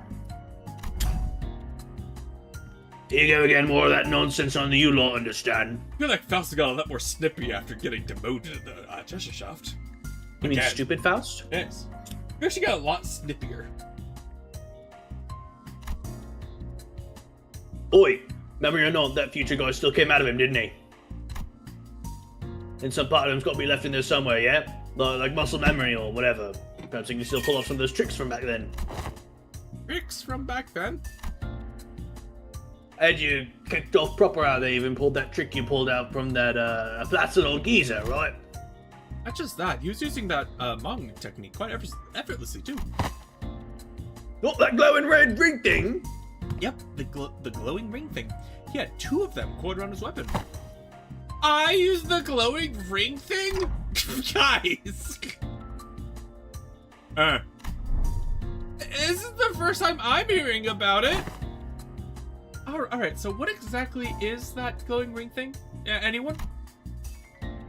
Maybe some technique that enhances physical capability? I mean, I guess that flashy aura makes you real tough's one part of it, but there's gotta be more, right? Dunno. Could be a secret finger thing they passed down to their members. A technique, gear, something like that. Look at it, that black coney leader, that lay hang prick, and the nurse brothers we fought. A whole lot of them's fingers, ain't they? The notion seems to unravel, for even among the LCD, there were those who came to wield it. And Virgilius too. So only the proper hard bastards can use it? Some posh top-end trick, is it?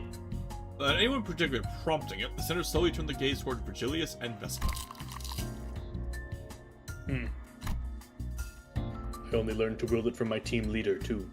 I have a sensory understanding of Shin, but I can claim nothing too profound. However, what I can spare are some rumors, though they are all without proper sources. Rumors? They circulated among elite fixers and association leadership. That there exists a power called Shin, capable of enhancing the body without having to pay expensive upkeep costs. A rumor among fixers, thou sayest? Yes, even the technique to manifest it, how-to, tips, really, spread through hearsay. Oh yeah, that tracks. That super rookie column in the latest mag bonus vid? Bro was really popping off with it, straight up aura farmed with the shiny Hmong wrapped around the weapon. It must be something that my eyes are yet to be privy to seeing such a marvel in a video. Wait, are you serious? It's in the latest issue, literally in the videotape on the back. Maybe you missed it? Videotape? Alas, for many a week have I been stranded from Mephi, relieving me of a chance to read not only the proper chronicle, but the latest one as well. Oh, woe is me! When I return, I shall feast through the night upon those noble exploits of adventuring fixers.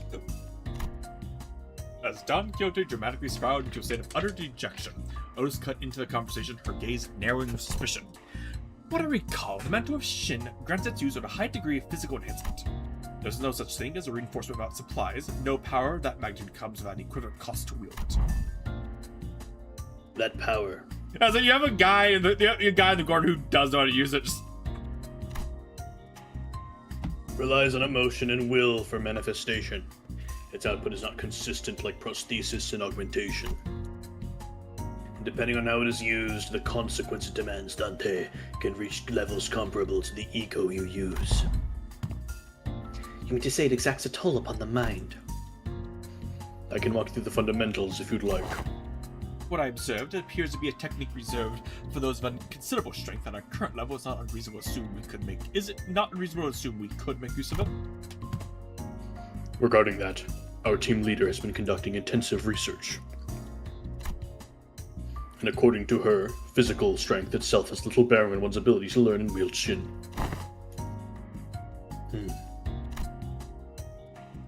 As the Yellow Harpoon says, it is in essence a power that can be learned by almost anyone, provided that they know the proper method of training. Vespa's brows visibly twitched the moment Yellow Harpoon left Virgilius' lips. Yeah, it doesn't look like he's a big fan of his own title. The Yellow Harpoon. Well, fits, I think. He's got those yellow stripes on his clothes, uses harpoon, too. Can you argue with that? If I were to exaggerate, even Sinner Yisong's pre-contract self could manage to learn it. Yeah. Wink! Why must the self of mine be chosen as the point of comparison? You know why. Well, because you're the wimpiest one here. Don't let it get to you. Ah. Even so, it would be a mistake to assume it's a power anyone can grasp with ease. As long as you are bound by contract as sinners, your ability to wield it will be severely limited. Unless you rely on particular identities or come upon an extraordinary circumstance. Saying that would have been useful. So I'll be honest, when I said that the forehead is a slightly different shade, I was really hoping it was just like my monitor. He's at a different position and I can still see the difference in shade, so that is a thing with the model. I'm ignoring you. And now when you play it, you're gonna look on your screen and not Discord. Nope, I'm doing a mirror dungeon right now. I'm literally not looking. You can't force me. Hey, then what about me? Can I learn it too? Kira, who'd have been fidgeting with her fingers, raised an arm and asked as though she couldn't hold the question back any longer. Come to think of it, the middle nurse father didn't use any shin or mong. Papa never taught me how to use it. He always said I could get strong without a stupid crutch like that. Ha! It wasn't that he didn't teach you. He couldn't. He was a man who probably never once reflected upon his own sins.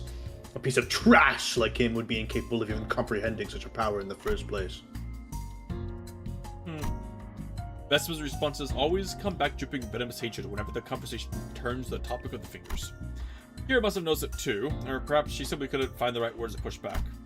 Either way, she held her tongue, her expression settling into a blend of frustration and something that looked a little too close to sadness.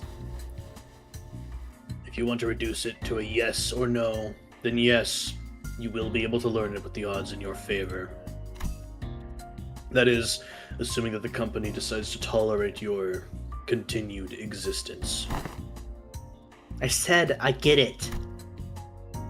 As it stands, you're nothing more than a pending case of disposal, closer to a threat than you are to an ally, strictly speaking. Don't get comfortable because the manager and the sinners treat you with lenience. Step out of line and you will be the one who pays the price. There's nothing what Virgilia said that I could argue with. Kira had been a member of the House of Spiders. She murdered scores of LCE researchers, and left us with plenty of memories we'd rather not revisit. For now, we're just working together. Not contesting that decision doesn't mean we have no hard feelings toward her. Leaving Kira alone of her thoughts, the sinners slipped back into their own business, snacks, idle chatter, and conversations about whatever had happened around OC. The examination is concluded. I suppose it won't be an issue to let you hear the results together. And before we knew it, Hohenheim and Ryoshu returned. Damn.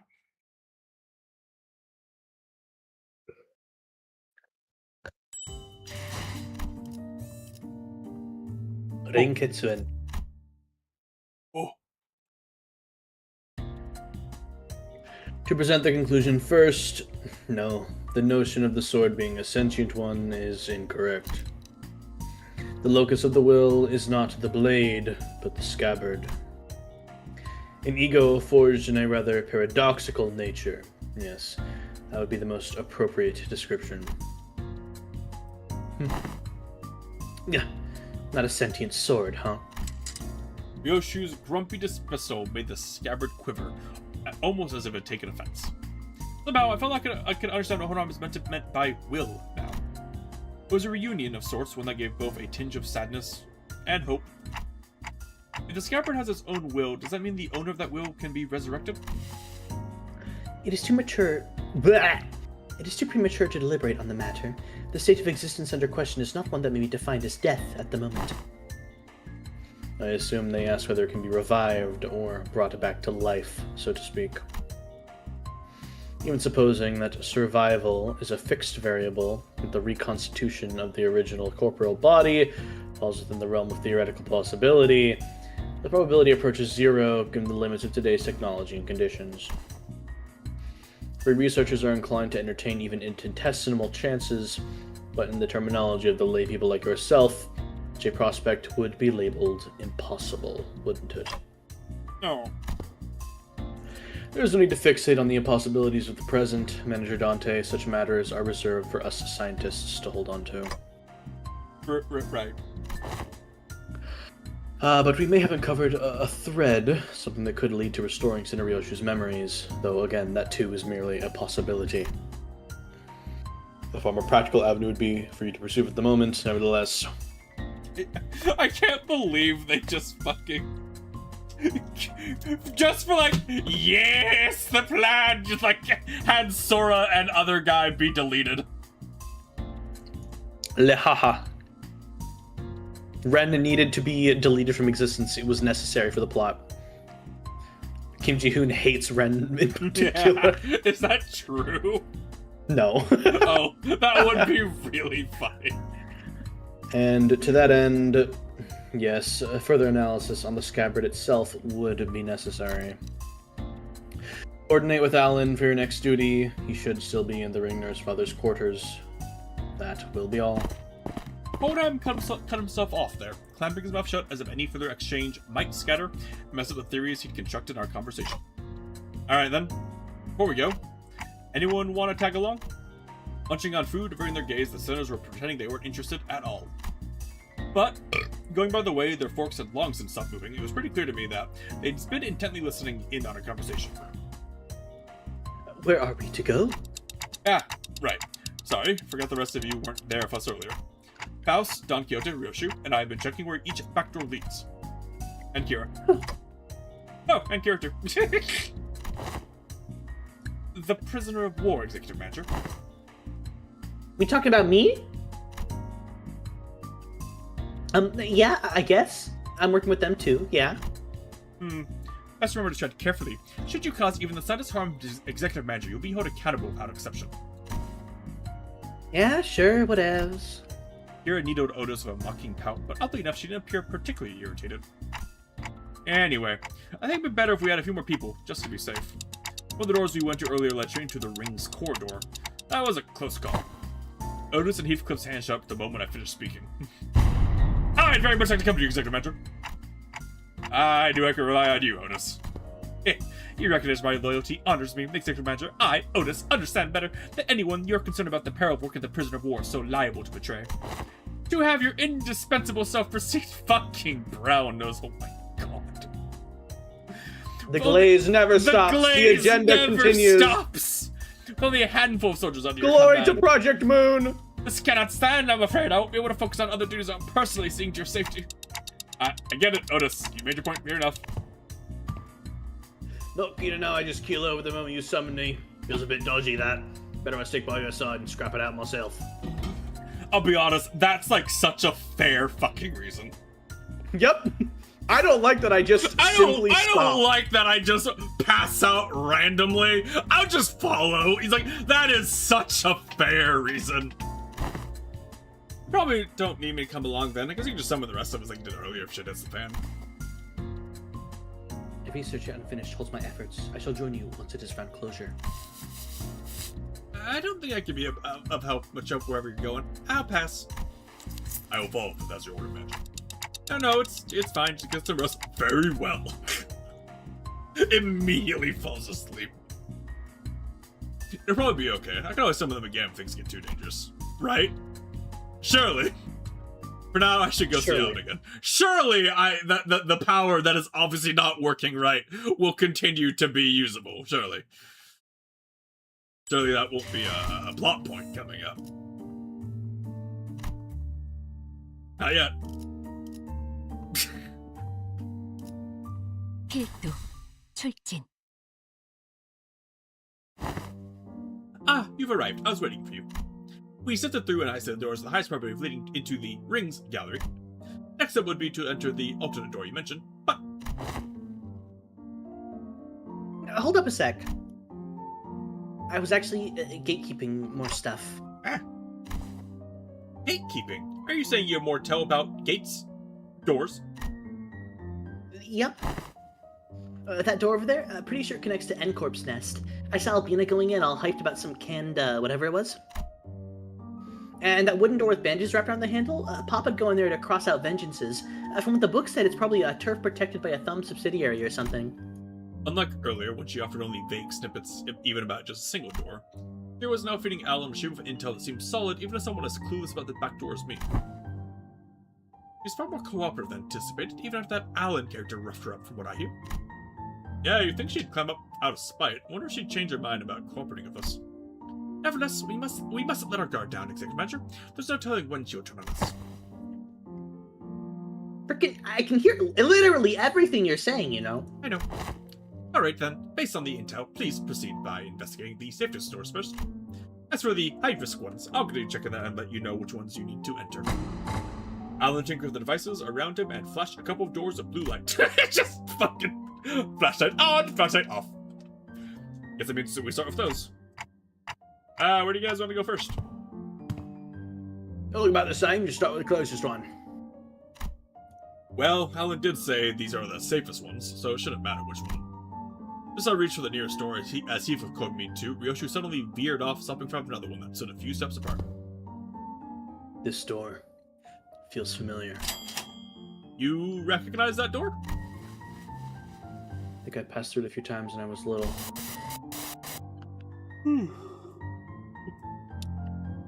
Hardly had Ryoshu stopped speaking when a fragmented memory, painted over in parts, slipped into my mind. Sorry. It hurt a lot, didn't it? I should have finished my homework faster. Oh, I know. Let's go for a walk. But I don't recall much about it. That memory just now, could it be tied to Orion? Let's start with that door. Okay, this one, yeah? Here we go. Impatient as ever, Heathcliff shoved the door open and showed in first. The rest of us followed, including Kira and the other sinners. And this place is... Judging by its state, it would seem to be a welfare facility located within a nest. Most likely a park. Every sword walking here is dragging some animal along. Means they've got money to burn. Proper rich lot, this place. The walk that past Ryoshu mentioned in memory. The sight of people fussing over their pets. The pieces clicked together and I voiced other memory I saw back dust of spiders. Did you ever come here with a puppy named Saru? Yeah, I remember that. Not a puppy, though. Saru was a bit bigger by then. Sorry, it hurt a lot, didn't it? I should have finished my homework faster. Oh. Why isn't she getting any better? I gave her lots to eat. Oh, I know. Want to go for walkies? You love walkies, don't you, Saru? There's this workshop Dad always visits. The door there is connected to a park. We can go right now. Ryoshu's childhood memory burned bright in my vision before passing. I was there as a kid. Verily, such gentleness doth seem most unlike the young Ryoshu. Hey, clock. Who said you could show them my memories willy-nilly? You know that's not how it works, Ryoshu. Oh, come on, you know it's not something I can control. Ugh. GG. Back in those spiders, I was the only one who could see the visions of Ryoshu's past. This time, though, memory seemed to manifest for everyone around, just like what we experienced in Age Group Hangul. Which probably means... Why y'all stared at me? That's so random. What the hell? Did you not see that just now? What? You guys zoning out together?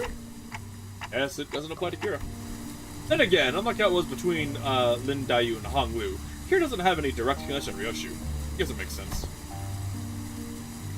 Was an adorable hound that companion of old young Ryoshu? Indeed. My one and only best friend. And because of that, Saru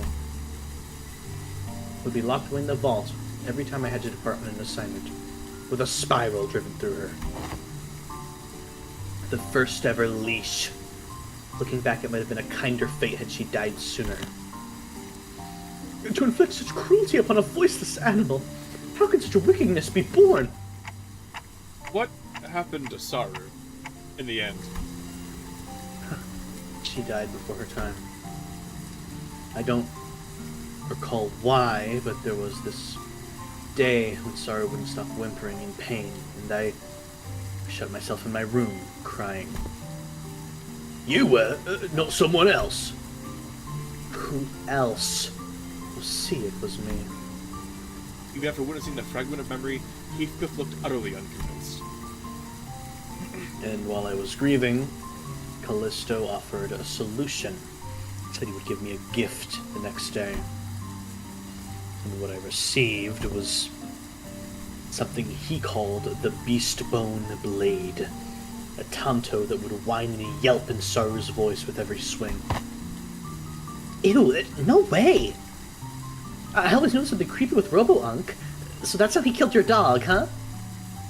No, he didn't kill Saru. That tanto was alive.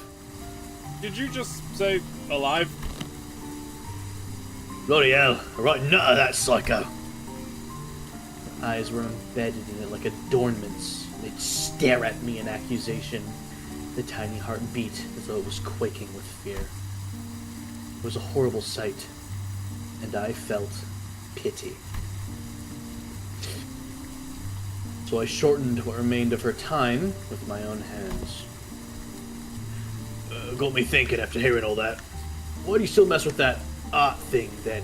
Let's be honest, after seeing something like that, you'd want to steer well clear, yeah? Right? Those things he called artworks were all so cursed. A straight up nightmare fuel. Like, I haven't really checked out other Ring artworks outside of Albina and her Nurse Fathers, so maybe just a noob when it comes to all that, but yeah, their stuff never gave me any art vibes, for real. I thought the same. Well, I was terrified at first, yet as I learned more, there were some facets that suited my taste. Thou findest appeal in those grotesque creations? What you've told me about Callisto, it looks like he failed to stick to his own advice. But there's something he always used to say. Art is wholly subjective, and thus one must never expect the understanding of others. The uncanny, the horrible, there's a beauty that lies in the grotesqueness of it all. Can't say I quite get it, but if you say so. But bloody hell, how did you get used to end up that kind of thing? That was a whole sentence for real. Why do you need to understand? You're not an artist. I got used to it. That bastard Callisto's installation artworks caused night terrors and nightmares for... The scabbard moved, and Ryoshu came to a pause. It trembled, but there was at once a strange liveliness to it, as though it quivered between fear and anticipation. Night terrors. Crying from nightmares. In the House of Spiders. There's actually someone who got scared of ring stuff back in your day? I need to check something. We've seen enough here. Let's go back. Yeah, let's. Nothing else worth checking out here anyway. With the inspection complete, we quickly followed Ryoshu back. We stood in front of the artworks covered in sheets of cloth, lost in thought. Right here, there used to be a huge artwork displayed here. I don't know what kind of impulse struck him, but the bastard went about fussing, saying he needed to practice so he wouldn't lose his touch. Mommy! What's wrong? Over there! Thought I told you to keep the exhibition in your room. You should probably take Callisto. Ah, you've returned, Yoshihide. I decided to have installation art of a somewhat larger scale this time, but I ran out of space in my gallery. Mommy, people were screaming. Oh no, I must go back fast. Dearest Yoshihide, Araya has reached an age where she may be introduced into the world of aesthetics. Surely this would have been Maya. So my roommate's my roommate has like 2 young kids, right? And I don't know if you've seen it at work. I have a water thing, and it's like it's supposed to look like Styrofoam? No, a different one. It's supposed to look like cracked marble. And I was filling it up, and the kid who's like 5 is like, "Why does it look like that?" I went, "It's the aesthetic choice." And I paused. I went, "Why would I say that? You have no idea what that word means." It just is, kiddo. I know, it's because why does it look like that? It's an aesthetic choice to make it look like this. And I paused. You don't know what aesthetic means. Why would I say that? It's just words. And then he went, "What's aesthetic mean?" I went, "All right, we're going down this path, I guess."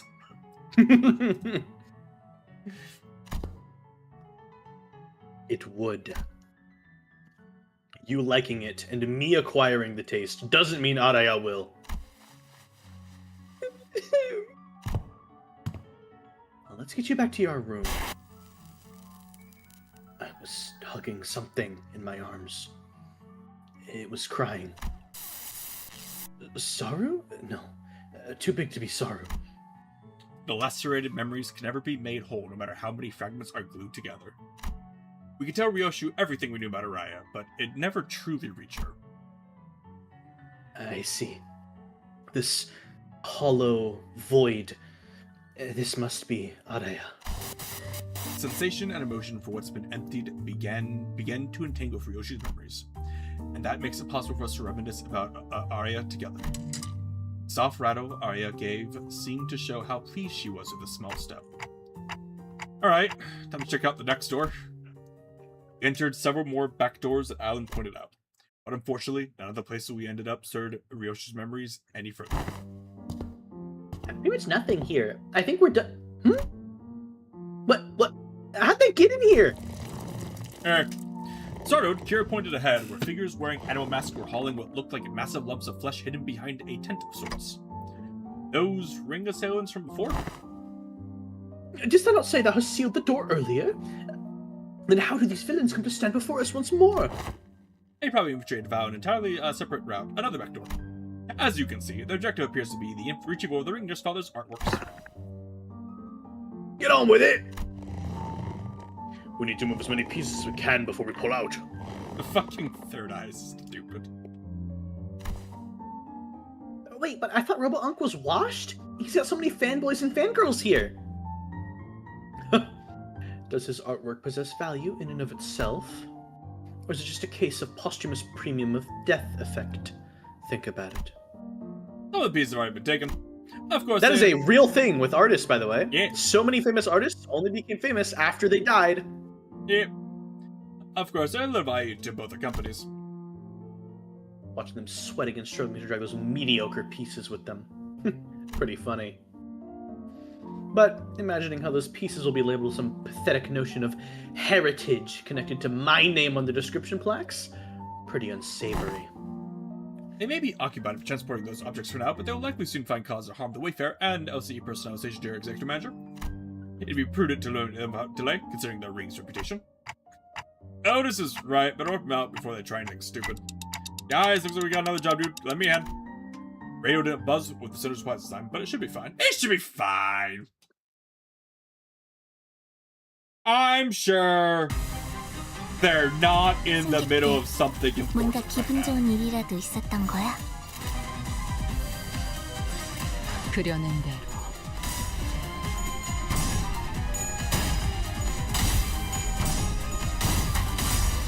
Oh, that's cool.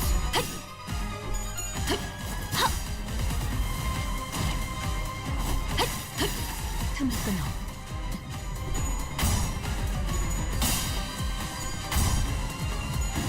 아이씨, 짜증나게. Thank you, Kira. 바이올렛 브레이크 슬랩!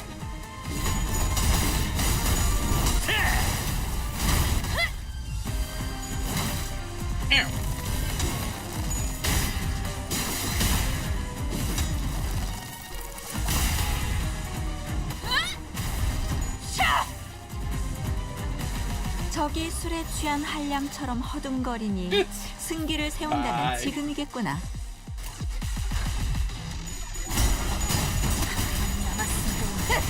이 정도 짜증나게.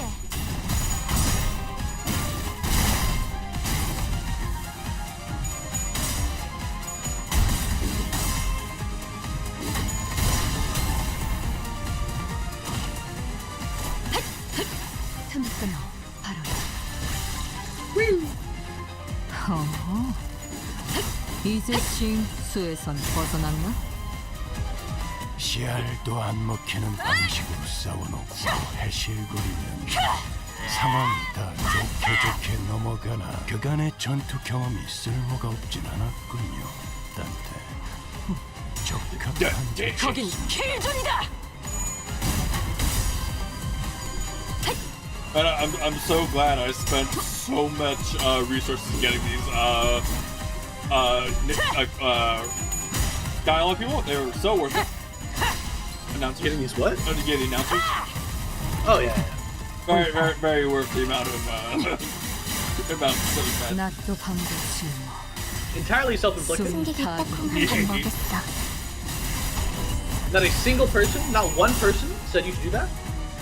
아이씨, 짜증나게. Recall it differently.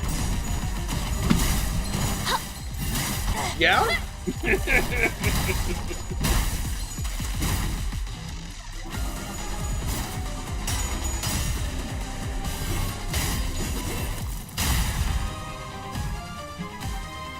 우와, 칼음도 깜짝. It's fine.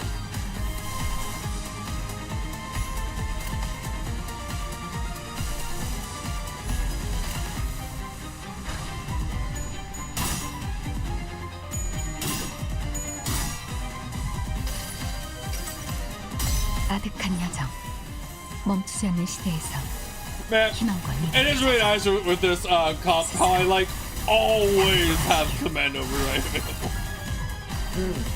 좋아. Or command 이번에는 override. 제대로 들어가. Names are hard. Truly. 거창을 세워주지.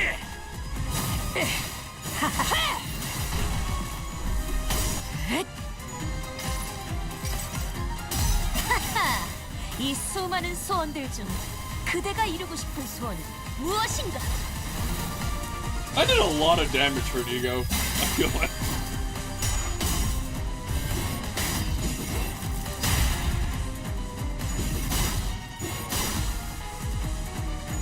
아이씨, 짜증나게.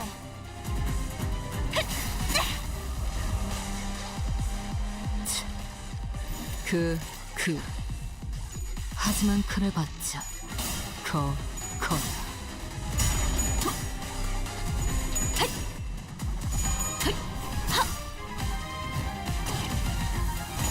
이제 깨우치시길. 일어나. 아이씨, 한 짜증나게. 번은 죽어야 한다고. Not for them. 끝이다. 그래, 딱 반쯤 죽여버렸군. 13조 2항에 맞추려면 그게 제격이지. 이제 깨우치시길.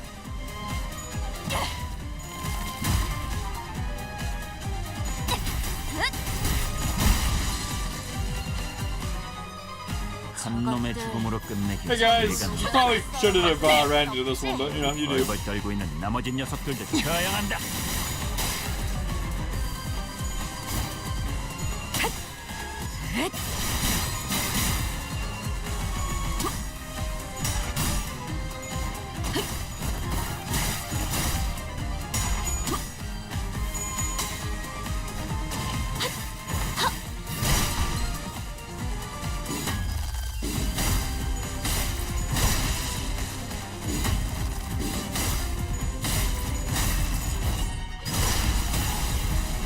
대성공이야. 달은 신나. 온. 노래 부를까?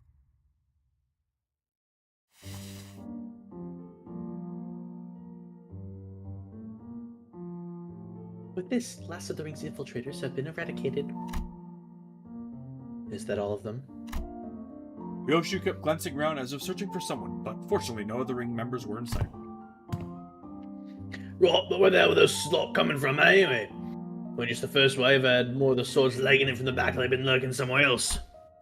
According to the tracking logs recorded by the spinning devices installed here, they appear to have crossed over from another corridor.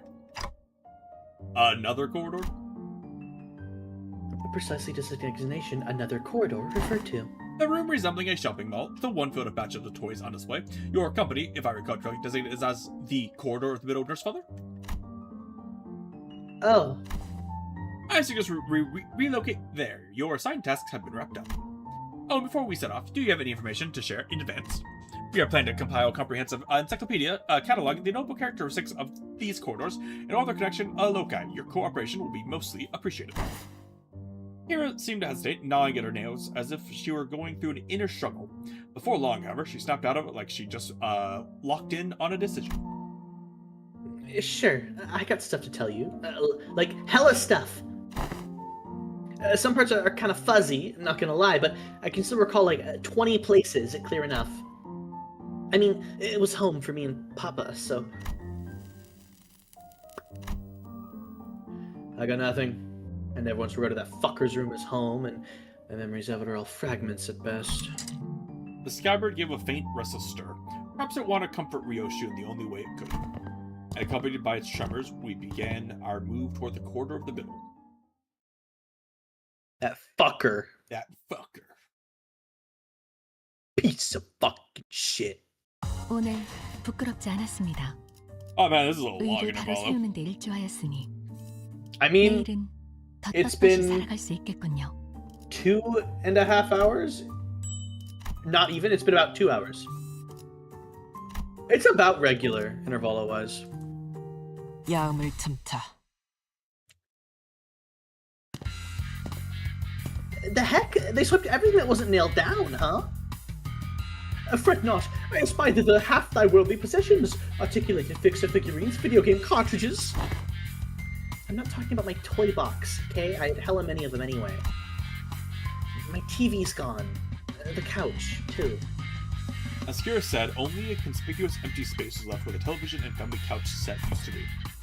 Oh, those LCE researchers hauled them away. From the sound of it, they're going to set them up in their staff lounge. As for the leather and the ornaments, they said they'll be selling them off. Yeah? Oda seemed to notice something the moment she caught Kira's wistful look. Or as her lips curled into a faint smile as she spoke to feigned nonchalance. Who knows? With sufficient cooperation, perhaps they become more receptive to the idea of returning those items. Assuming much? I never said I wanted them back. Anyway, I'll tell you about what I know, so come this way if you want in. These two doors here, made from proper paper and wood, they connect to S Corp. And that one reinforced with steel, that one leads to V Corp, the back streets, where... Having lived here and made frequent use of the doors herself, Kira was clearly the right person for the job by identifying where each door Wayfarer Company had asked us to explore went. Directed by Kira and accompanied by Alan, we checked the doors one by one. Good work, all data seems to match. Thank you for your cooperation. Until there was just one back door left to open. I know this isn't anything new, but I've got to say these back doors are just too bloody convenient. Them portals too.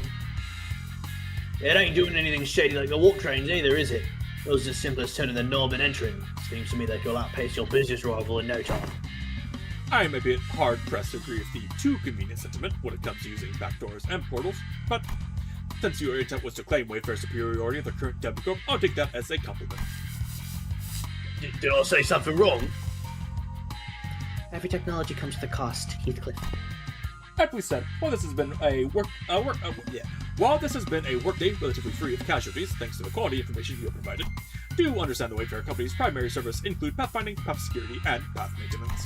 Each of those services provide floating dangers of our employees and will never return after embarking pathfinding journey. Some are killed, the one bottom marshal some entities whose natures haven't been confirmed yet that appear to liminal space with their tasks. It also costs a pretty penny to keep the secure path well secure. I'd say to our operating cost is on the rather steep side, especially considering that we are also trying to prevent our rivals from taking this quarter of the market. Thinking back, I don't think I've ever seen Alan enter a door to a new location with his helmet off. It must be one of his precautions. Just in case. Maybe his dry smile and unsettling lack of reaction to anything are hints that he's simply seen too much to be fazed by most horrors. Still, our work's gotten considerably easier for this job thanks to the help from everyone here. Honestly, this partnership's working much better than I expected. Very well then, let's take a look at the last door. It's the door Papa used to walk through all the time. I followed Kira into the door, and the second I crossed over the threshold, a breeze carrying an oddly familiar, salty smell tickled the tip of my nose, one of my clock hands. This one connects us somewhere in the general Great Lake area, it seems. Welcome to U-Corp's giant Stingray port ship. Stingray, huh? Why does that ring a bell? Hang on a minute, it's that place, isn't it? That port ship that has Salon du Milieu, the private air salon. Heathcliff chimed in with a shudder, as though the sheer weight behind his words terrified him. Oh, doth it signify then that we shall finally be made audience to young Heathcliff and his hairdo most luscious? Quit with that luscious nonsense, lass. Why encourage me now when you were so cavalier about blasting my villainous arse back at the lake? Alas, 'tis true that punishment wrought upon our merry band hath severely outweighed the crime. Wouldst thou not agree, young Heathcliff, that to put the coupons to use would remedy thy pain a smidge? Ah, bugger it. I ain't got anyone to spruce up for anymore. Sweet, then can I use them? We were regulars at that Malot place, Papa and me. Papa would ask the middle fan for a favor, he'd bring loads of coupons back home, he'd give away a hair coupon every 10 visits, you see, so Ugh, what am I even yapping about all excited? Kira, who seemed ready to launch into a cheerful rant, came to an abrupt pause, like a bike tripping over a ledge. Her face fell as she lowered her gaze and scuffed a pebble away. Looking back, I guess Papa did hella care for me, so why... I guess it's also true that these guys went out of the way to get me out here, but they didn't know me so well. Why is it all gonna be so complicated? Matthias gave me that unesthetic BC. The heck's a BC? Bowl cut. Bro, listen, like I said, that's not how you shorten these things. For some reason, Ryoshu seemed almost gleeful to hear correcting her acronym. It was reminiscent of that self-satisfied look she'd get after confusing us with these acronyms, especially during the early days of our bus journey. Thinking back, ever since Sinclair's translations became reliable enough, Sinners had less reason to voice their frustrations with Ryoshu's acronyms, which in turn gave fewer causes to snicker about. I'm not sure why, but something tells me that she might be making her acronyms ridiculous and incomprehensible on purpose. If your conjecture is correct, Executive Manager, she has one tasteless sense of humor. I recall the toys and games he was into were pretty retro. Must have been annoying to play along.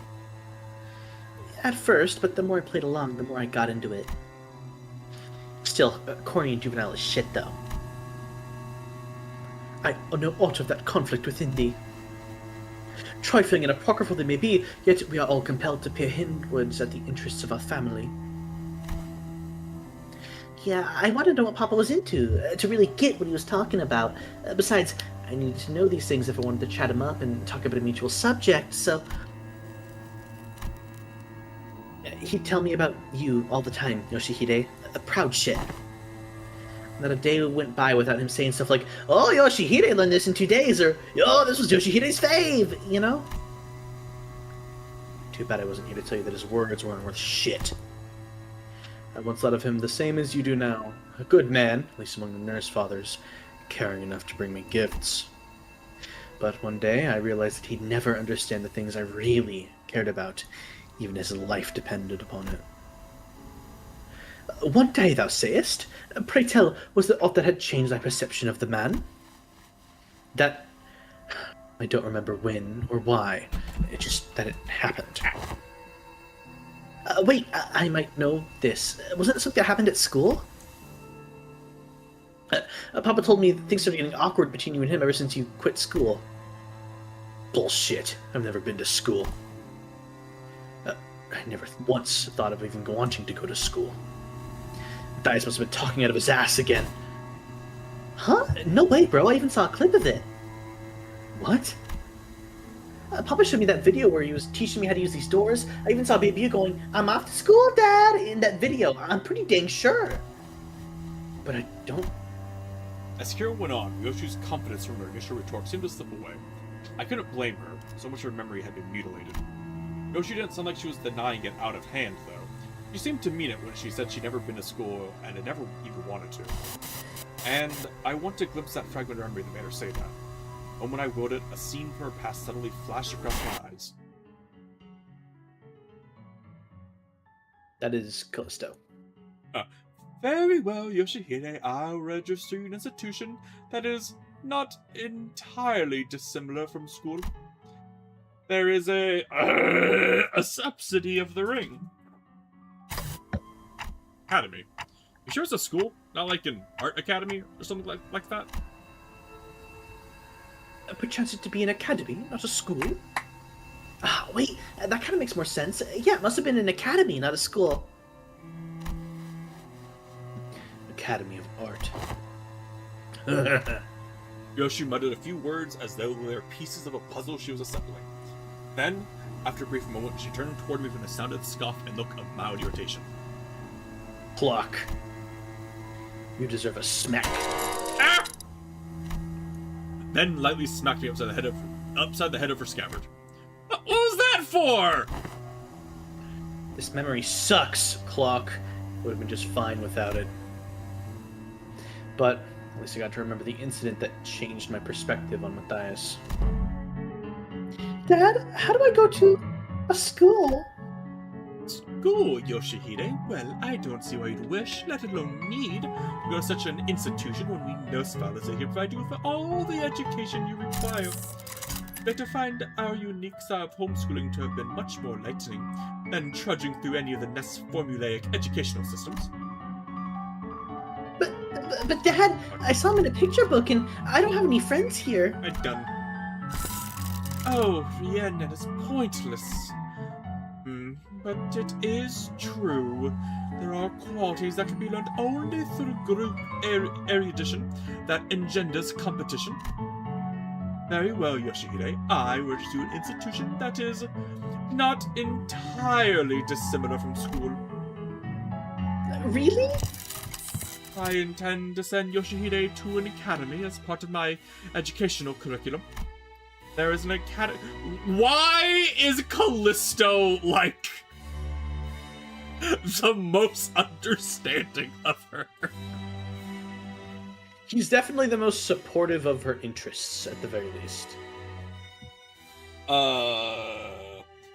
Academy of Art, a subsidiary of the Ring, companionship with other talented children of approximately her age, will nourish the spirit of inspiration that will guide Yoshihide's growth. Huh. The prescript approves. But Callisto, I'll tell you now that you might be making a mistake. And how are you supposed to know that? Do elaborate if you can, hand cover the prescripts by whom every aspect of existence is articulated. What do you even know of choice, of what is right or wrong? And off they went. Perhaps a little more situational awareness would have prevented what is to come. Callisto had found me a rather decent academy. The artworks that used to scare me when I was alone weren't so bad when I was with other kids. No, that's not quite it. It'd be more accurate to say that I started to understand people's perspective on beauty. Of course I would, when all we ever did was nod along to the lecturers and spout purple prose, all the while making pincushions out of people's bodies like it was nothing. Our lesson today will focus on corporate techniques. Now, take a good look at the diagram here, then the mannequins before you. Weave the blood vessels in the same pattern as the diagram, and... You can be miffed, child. I don't know anything about corporate stuff this day and age. Right? I don't know what the point of this slog is. Tying and shaping blood vessels to make a color that a drop of ink can do better. I read that in a book. I'm more excited about Cubist techniques than this crap.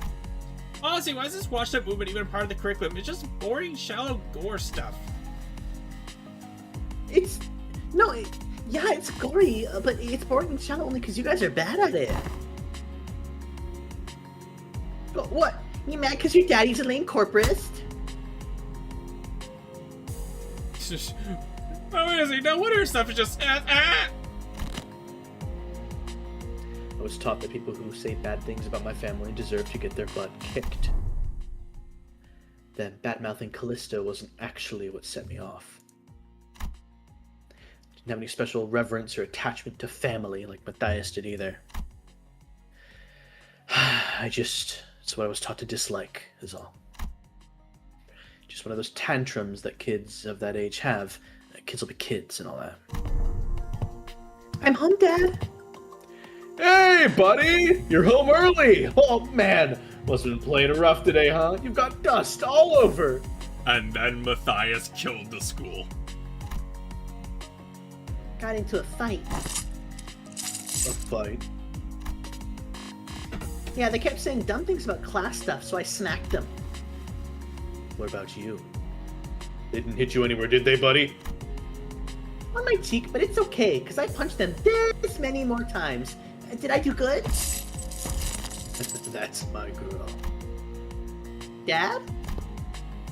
Where are you going? Yeah, we're just gonna go have a conversation. Well, you know, just got some business to take care of. Just gonna go talk to him. I just want to talk to him. I just want to have a conversation. I just want to talk to him, Yoshihide. Why don't you sit tight and work on a coloring book? Dad will be home before you know it. Okay. Is it big bro business? No, it's family business. Are you saying what's so bad about taking care of your own? Them snotty sods don't know respect unless you beat it into them. Heathcliff, we had an entire thing of you dealing with, like, the consequences of messing with the middle. If only he'd been a simple-minded fool like you, then the story would have ended right there with a pat on my head. What? Papa, I mean, the middle doesn't stop there. It never does. You've heard a member of the family, that automatically gets you written up in the book. Yeah, and he did what he did in the end.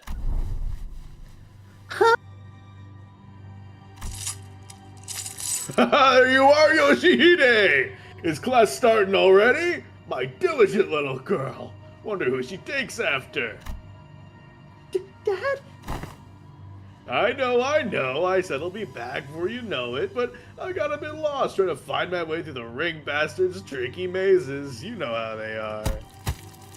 Oh yeah, and there are so many sniveling brats here. Well, as for the crimes, they slapped my buddy's face hard enough to leave a mark. That's an arm for you. As for the instructors, well, anyone would agree they did one sorry job of keeping these tykes under control. In that case, pursuant to Title II, Section 52 of the book, execution by beheading, they clearly don't got much use for what sits on their shoulders, eh? Oh, do you like it, buddy? Papa's the best, ain't he? How dare he? Such a senseless, barbaric violence! Uncultured, uncivilized animal! Do not be discouraged, dear Yoshihide. I have eyed out yet another academy worthy of your talents. It is a much more significant and prestigious institution this time. I assure you, even as an intemperate berserker like Matthias won't dare force his way into such a place as he did the previous academy. Don't wanna. Yoshihide? I don't want to go to an academy. I don't want to go. I need friends anyway. For all his posturing, nothing that was really important to me held any significance to Matthias. He took a lot away from me just to feel good about himself.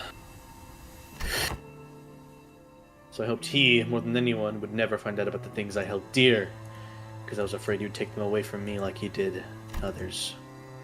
But he'd always catch on faster than he had any right to. Every contract that took me away from the House of Spiders made me tremble in anxiety. Because I was worried about... I don't remember what, but you know that I could never stop thinking about my room. So whatever occupied the room in my absence must have been the most precious thing to me in the world. The scabbard, which had been stirring lightly as Ryoshu's recounted her past, soon began to rattle audibly. It's doing that thing again. Ryoshu patted the scabbard with a gentle, reassuring hand. Scabbard that was once Araya, a memory without attachment. It appeared to me almost as though she was pacifying a crying child. Seeing that gesture, Heathcliff briefly cast a sullen, yet faintly expectant gaze between Ryoshu's scabbard and my device.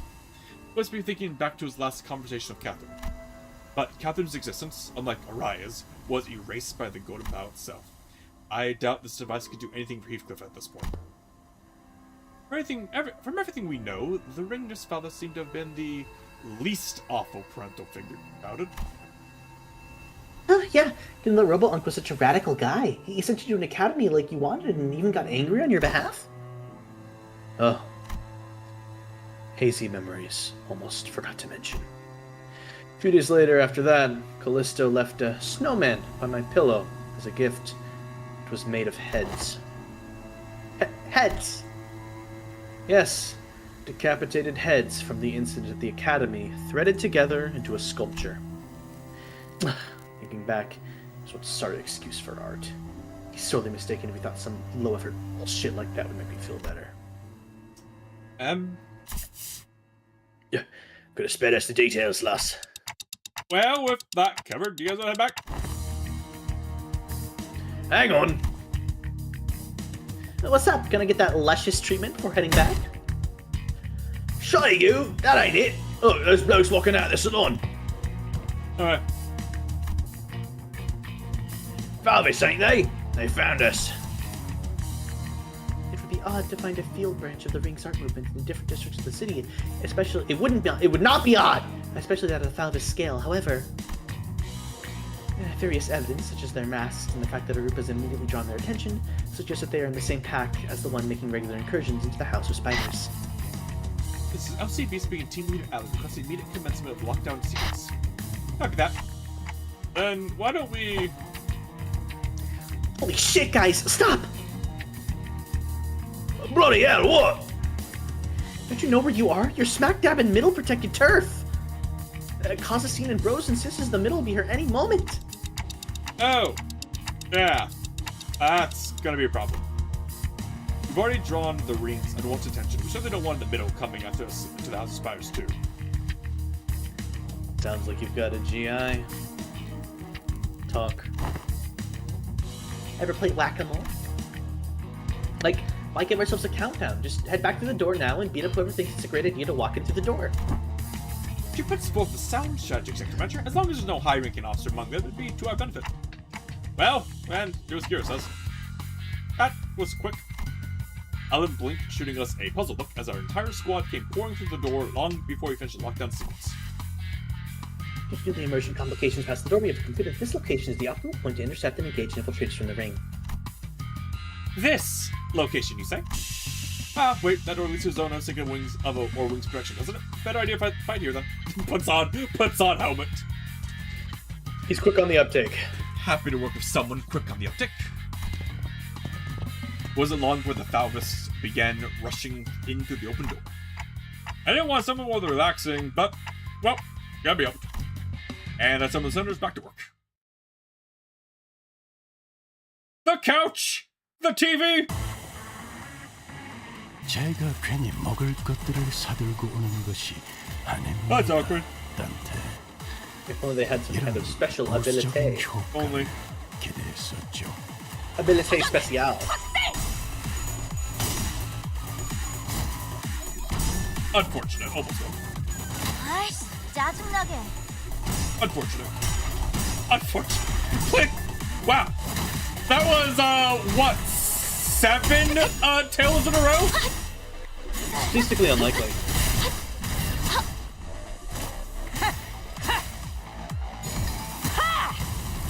나라도 그렇게 했을 테지.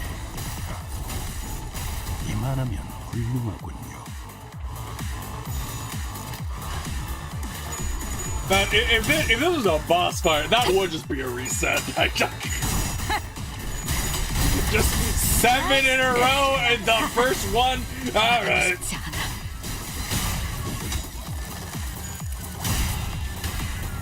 무파법을 이제야 좀 이해했고.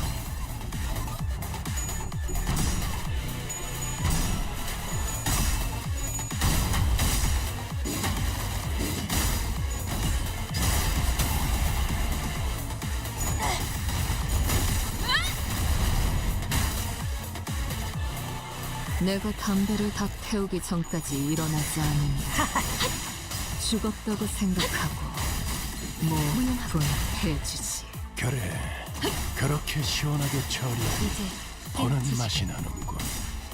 일 처리는 빠르게 하는 편이 덜 답답한 법이지. 틈을 끊어. Man, it's gonna be weird when we finish these two Kanto. And it's like, wow, we're caught up. Yup. Then it's just waiting 대성공이야. on the content. 다른 신나. 노래 부를까? That'll be something.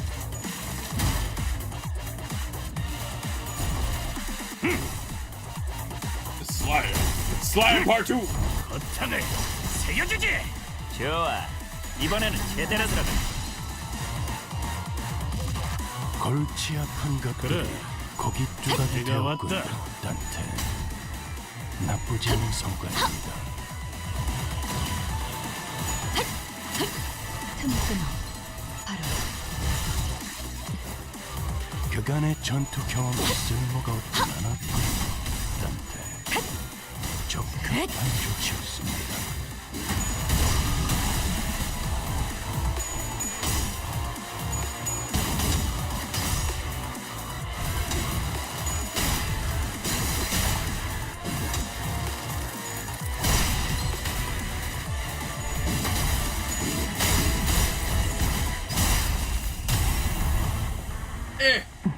옳다. 와르르 무너지는군. 아이씨, 짜증나게.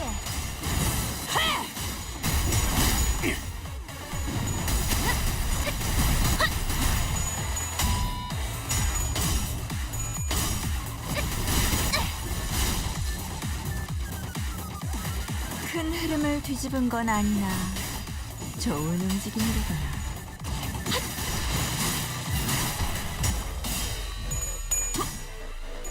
Big Mouthhouse. 이제 깨우치시길. 이제 싱수에선 벗어났나?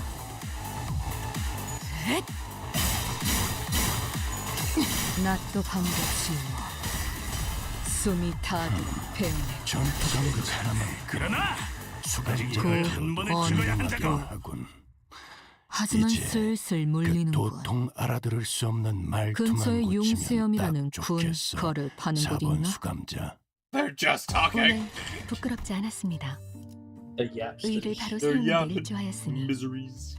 내일은 더 떳떳이 살아갈 수 있겠군요. Okay, that about wraps up the middle's corridor. Thanks to you folks who managed to cut the door cataloging workload by 80%. I really appreciate everyone going to the extra mile to check each and every door too. Made my life a whole lot easier. All thanks to the manager's extra strategization. Next up, the thumb's corridor.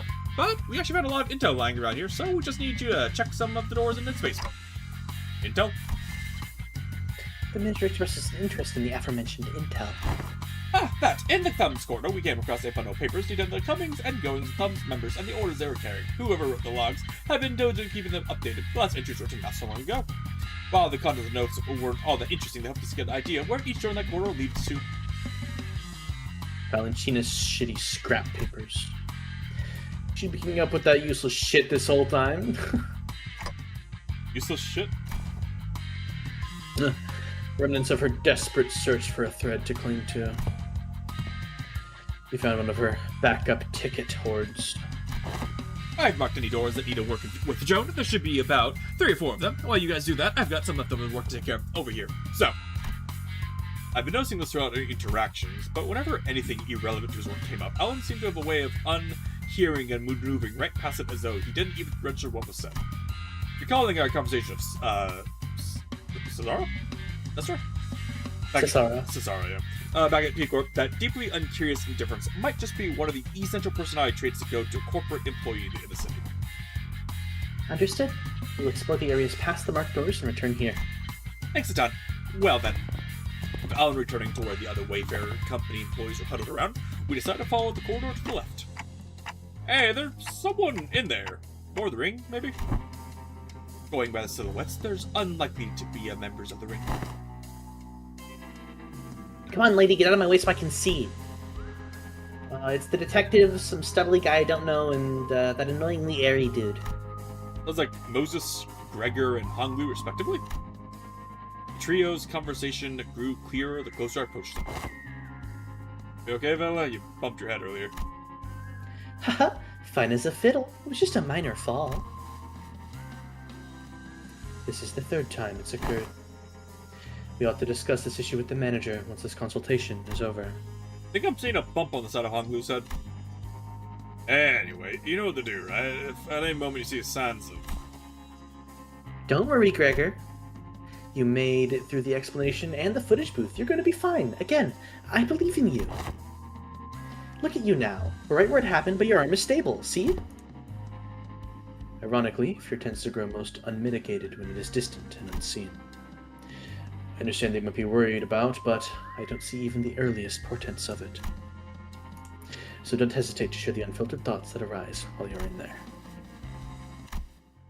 I know what I saw on the footage, but I'm having a time believing it. Or, I don't know, maybe I'm just avoiding the truth when it's staring me around the face. That case is nothing like Don Quixote's. She just needs to keep her shoes on. It's all good and dandy for her, isn't it? Things don't work out that way.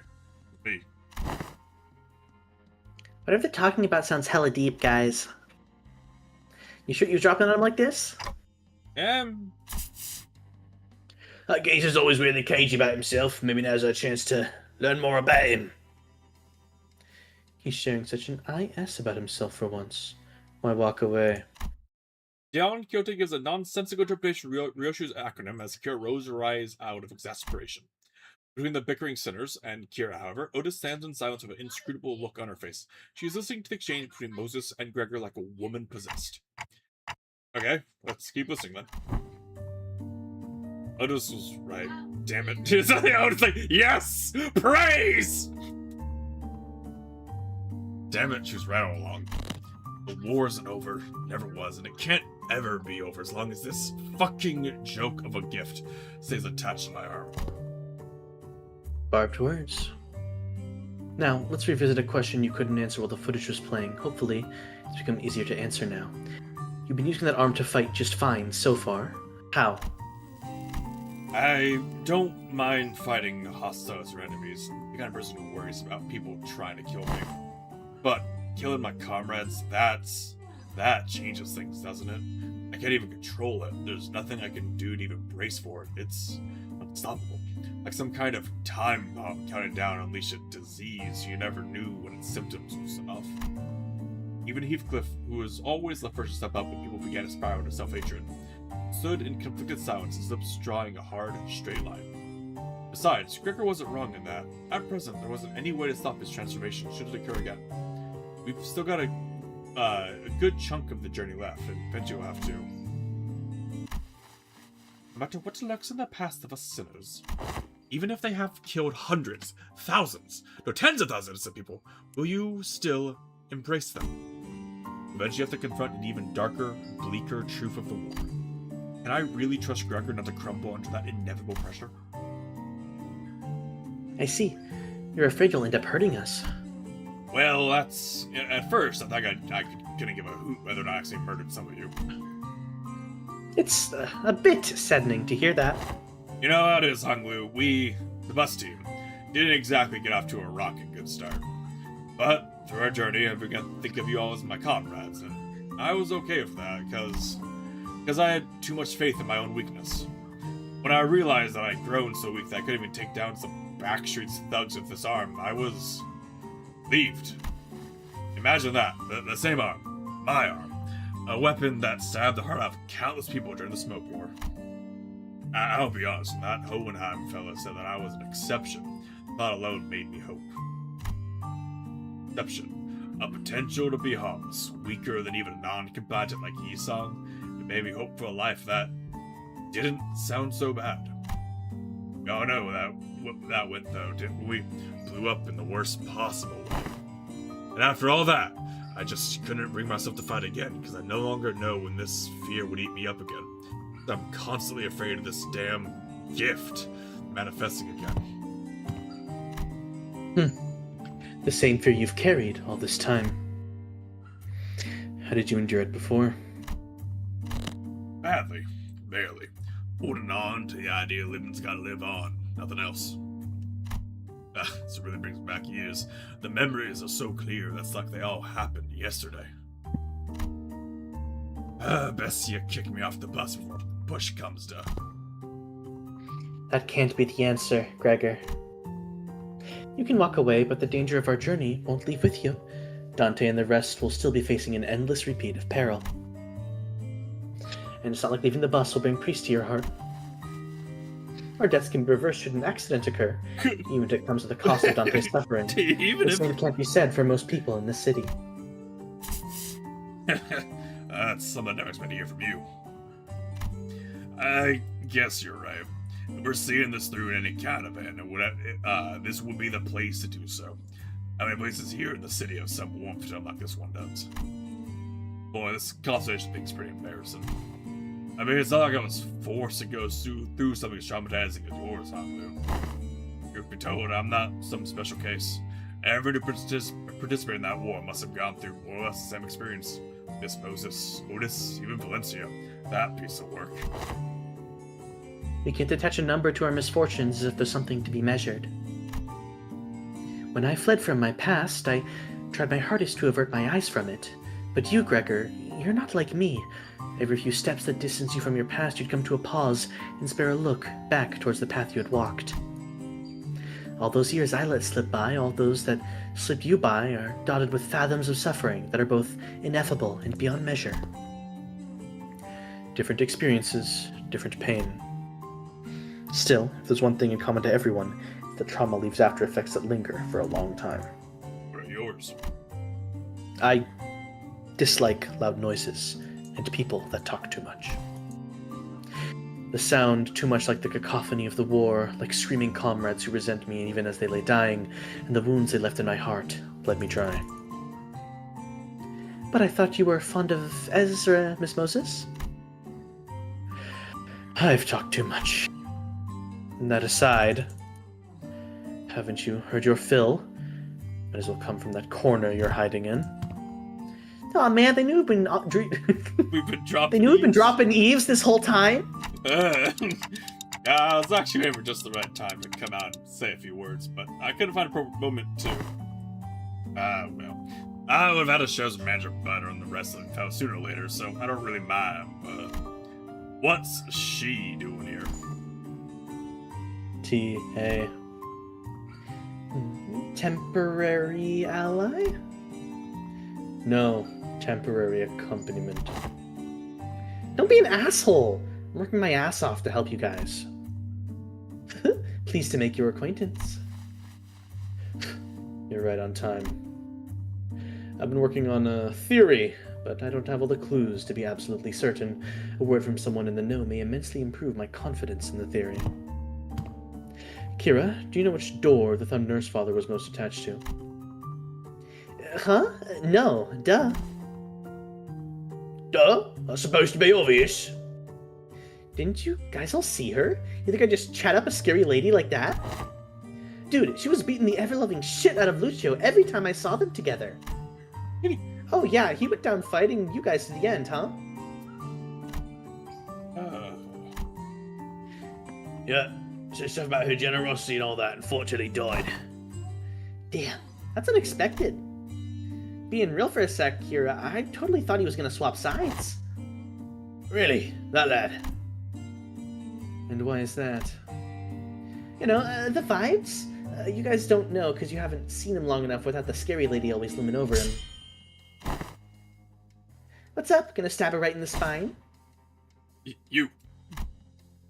Look, I think you might be training wrong, because, like, you're not improving as much as you should from all that grind. Let me show you what I learned about sword swings from this comic book. That is not how my master has instructed me.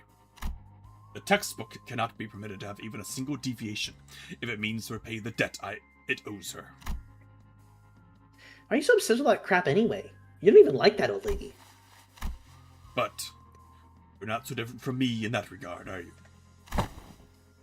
Bro, what the heck are you talking about? I love my papa. Seriously, I thought things were gonna crash and burn before Yoshihide even came home. Suppose textbook and I had that in common. If this one doesn't know, let me redirect that question toward you, Sinner Ryoshu. Hopefully this touches upon one of your more intact memories.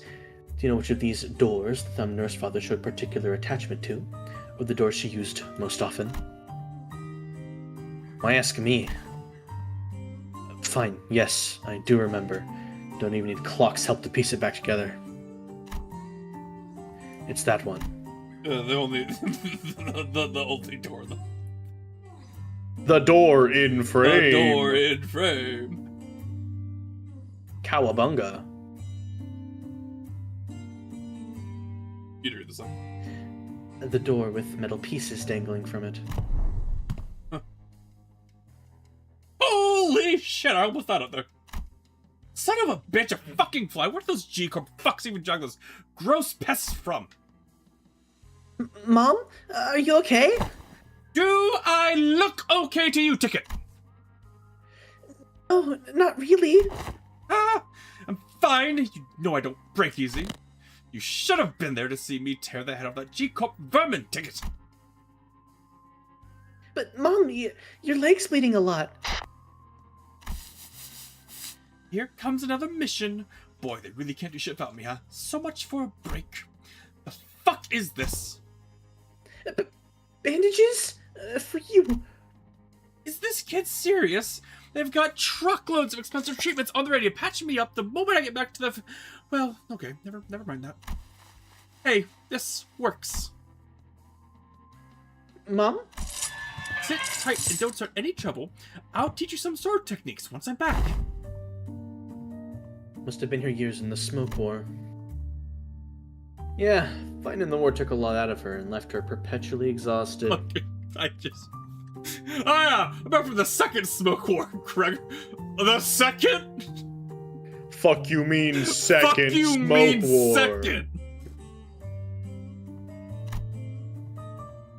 But she marched to every battle with a smile, stopped drinking, stopped beating me, too. Like a blissful idiot who forgot that she was still neck-deep in the inescapable pit called the House of Spiders. Well, the ironic peace didn't last. Sometime after the war ended, someone she called the consigliere of the Thumb visited the House of Spiders as a tutor. And that's when she went right back to drinking herself into a shit-faced stupor day after day. The beatings returned, and so did the edge of her profanities. It was pathetic. Oh, why though? Sure, I was on the losing side, but wasn't Valencia on the winning side? Valentina. Oh, Valentina, right? Valentina on the winning side, a war hero at that. Ever heard of the regulation that prevents smoke war participants from moving into I-Corp and K-Corp's nests? The common thread between these post-war rules is that they make the lives of veterans difficult. Dubious rules that don't discriminate between winners and losers. I see. Must have been things going on behind the scenes there, too. Well, doesn't that mean that back door will drop us into a trench where they dug during the war? Yes, and Gregor will be the one to open it. Wait, me? Yes, others can do it for you, but what would be the point? You sure this won't end up giving him more nightmares? I don't see how this helps him anyway. We do not have any means to treat whatever it is that slumbers within his arm. However, I would surmise that the underlying cause of his sudden transformation wasn't the arm itself.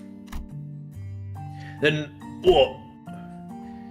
It's trauma.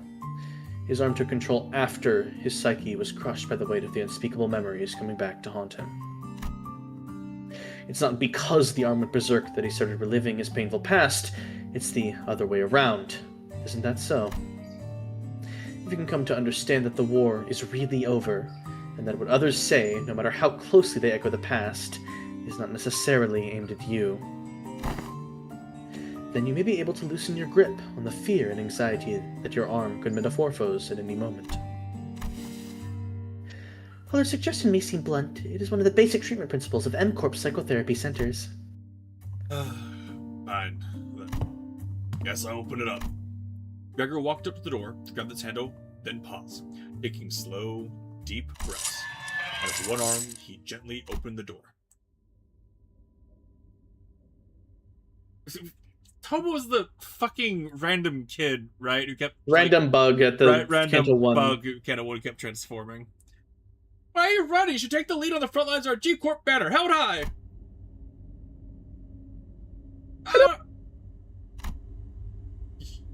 It's nice to have a place to go back to. Alright. Happy 15th birthday. But you can't possibly have the cheek to call me cruel. You G-Corp pests are far more messed up than I ever was. Ripping people apart, cannibalizing them. You're nothing but a swarm of fucked up monsters. I thought I'd woken up from the dream. But I was still...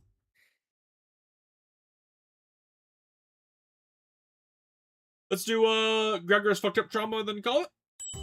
Yeah, sounds good. Memories. 어디서 기어가는 소리 들리지 않아? Damn it! Indeed it happened. He must be included. Damn it! Here's section. 군주가 나섰나 의로 흑수 You're 오필자 gonna be 7 이상이요. 이제야 부르나 좀 He actually has the best passive to give to Lord of 명을 Longwood. 받듭니다. 어디서 So it's not bad to have him as the first in the 어디서 thing. 의로 흑수 It's like he has the 명을 best, 받듭니다. Otis has the second best, 아, and then you can kind of just go with who you want to use. Really? 미의 출진으로군. 의로움을 세우기 위해서 흑수 이제야 부르나 좀 아, 뭐야. 잠깐. 죽음께서 문을 열 시간. 내 명을 들은 시비수 결집이다. This place. Yeah, it's just a boring old office. I was ready to be shook, thinking we were about to walk into a war zone or something. You recognize this place? Of course I do. My last job for Olympus Company. And my desk was... there. Here's a tip, fellas. When you're working in an office like this, always get a corner desk facing the wall if you can help it. Lets you hide from the boss man. Out of sight, out of mind, you know? You can do whatever you want that way. Work, chill, or even freak out and tear up the sudden sound of metal clinking. Nobody catch you, nobody think you're a bother to other people. Gregor grins, a bitter, mocking smile directed himself. The only downside of this desk arrangement being people walking up behind me to get my attention. Higher ups just had a holler, "Hey, vent higher," and I'd scuttle right up to them. Others can't do that. So whenever people walked up to me from behind, I get afraid that I might cause an accident. Vet hire must be about the post-war veteran special employment. Right. I couldn't possibly complain. Wouldn't have gotten that job out of, you know? Not everyone was lucky enough to be considered for that.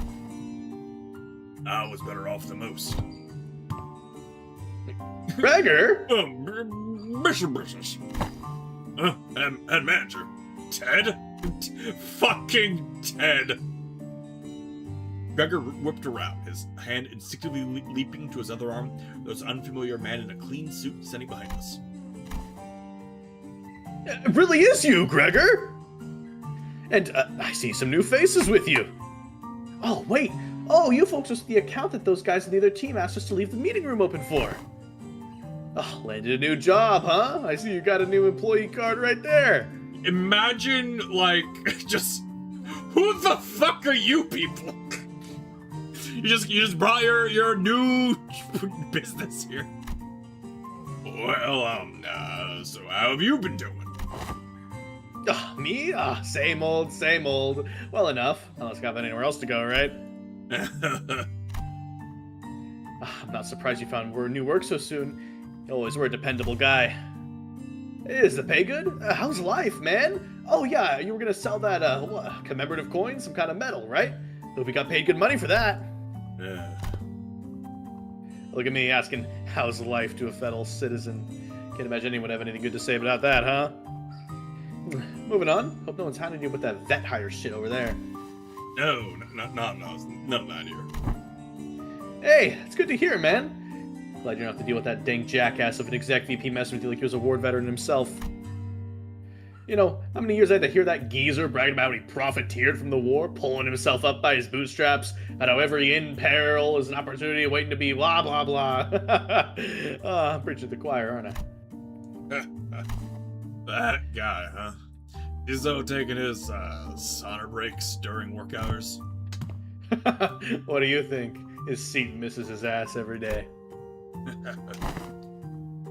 Oh, and get this. Remember I used to call you special employment fellows Nepo Force? few days ago, his name showed up in the HR report. Guess what it said? Turns out, he was lining his pockets when we were choosing fixer offices for a partnership project. There's about to be a vacancy in the office real soon. Really? Isn't he, an actual Nepo? He's the president's family. Yeah, man, it's that bad. As anyone ever talks about by the water cooler. If there's anything I learned here, it's people obsessed with back in my days. They're all kind of like him. They hate how their glory days are behind them, kind of like a distraction from how pathetic they are now. Oh. And hey, Backstreet's kid like myself don't have glory days to look back on and yearn for, right? I look back and it's all doom and gloom. You ever hit rock bottom, you also know the only way left to go is up. You've said something like that before. Yeah. Yeah? Because it's my own brand of bullshit philosophy. Oh boy, let me run in my mouth in front of our customers. Sorry about that, folks. Don't worry about it. Thank you, Clockman. Oh, that's a pretty unique prosthesis you got there. No worries. But it seemed you were just on your way to submit those proposals. Oh, golly, I'm late. Thank you for snapping me out of it. I'm gonna get one heck of a scolding. Anyway, Gregor, hit me up sometime. Let's go out and catch up over a drink or something. Sure, if I get the chance. The man, who seemed like Gregor's former co-worker, hurried away, but he didn't fail to wave us a good-natured goodbye. I can see a little bit of him in the way you talk, Gregor. Come on, I don't sound as old as he does, do I? Moses, who'd been quietly observing as Gregor and his former co-workers chatted, exhaled a light stream of smoke and slowly began to speak. Many of us who return from the war seem to suffer from a certain misconception. We are told to remember it does not mean we are bidden to live through the nightmare of the past over and over again. We are not cursed to relive the pain and suffer in it. Both Ezra and I, we are both still trying to be free of the misconception we inflicted on ourselves. It's not like I remember want to. Well, if you can't bring yourself to forget them, might as well include in your memory the fact that the war has indeed ended. Fine. You're not wrong there. Gregor stared at his right arm for a while, quietly contemplating. Manager, but can't say I can give you every reassurance, but just going on about life seems to be the best answer for now. I want to ask if you're okay with that, though. Yeah, I'll manage, but it's you who's gonna have to deal with the aftermath. Gregor would always say the same to those suffering from the cruelty inherent in living. Still, live on. Just live on. Yet, even as his lips spoke those words, his eyes would take on a desperate and unfocused look shaded beneath despair. Today, though. Today, the gloomy gray seemed to give way to just a hint of the blue sky beyond. This may be no more than a single ray of the sun peering through the dark clouds that have long suffocated the sky. It would take much more than this for the shadows to be fully lifted, but hey, worry, I'll be fine. It's a big step forward for him to have addressed even a little bit of that persistent anxiety in his past. When he emerged from the door, we saw Otis facing away from us, her weapon drawn. Wait, I don't think she even followed us through the door. Were you here the entire time? Yes, I was told by that outlet figure that someone has to stay behind to watch the door during these operations. So I stayed, and... Hey, it's us again. Hey, we're the guys, We're the guys, we're the only guys we're fighting. Man, it's those asshats again! Did you forget this was a combat stage? Silly you. You're gonna be fighting us like 4 more times in front of us. How you doing? Weird. Quarters on a place for those newbies to be roaming around on their own. As you can see, a few uninvited guests have decided to visit us through a different door. I look past Otis just in time to see more Falcus pouring in the corridor through a different back door. Hey, it's us, the boys! They must be trying to find a way into the ring near Falcus corridor. Well, we can let them through, can we? Kill them all! Okay. Murder time! Murder time! Murder! As a queen. Just do some killing. That's so funny!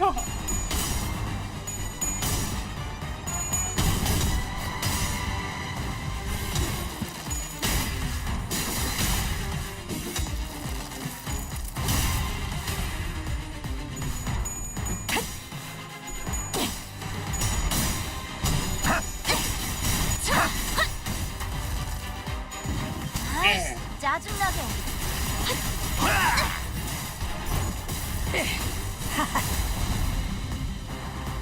이 안정감 있고 부드럽게 잡히는 푹신. I've been doing my mirror dungeon with Valentina Roja in the background of this 풀리는 일이야. Intervallo. Ah, She's very fun. I do recommend sharding her if you have the shards. I do have the shards. I think you'd actually enjoy the, because you always like the Merceau that is Tremor Burn. And the Thumb identities are all Tremor Burn. So you get like a 4-man Tremor Burn, 낫도 밤도 지워. which is a pretty damn good combination. Nice! Gregor hitting his skill 3, fucking never heard of it. 대성공이야. 다른 If the Dawn Office burn identities have Tremor, that'd be like a proper full dual status team. I doubt it though, they're probably gonna be like Burn Poise if I had to guess. But if they are Tremor and Burn and they do like Tremor Scorch, the Tremor Burn team is gonna go crazy. 큰 흐름을 뒤집은 건 아니야. 좋은 움직임이. It would also like, I mean, there are 4 Thumb IDs, and then it would be 3 Dawn Office identities, including the Sinclair that already exists. Could be something. Or maybe it's nothing. Could also be the case. We also are getting a Solemn Lament Yisong Ego. So just like how Gregor has the Solemn Lament Ego, we're gonna get one for Yisong, but it looks like his butterfly thing is an arm cannon, which seems pretty cool. I'm excited for Friday to see what it looks like. 수에서 벗어났나? Nice, Gregor. 그쪽 방향이 아닐 텐데. 숨기기 딱콩 한 방 먹였어. 한 놈의 죽음으로 끝내기 12수. 놈이 숨을 벌벌 떨고 있는 나머지 녀석들도 쳐야 한다.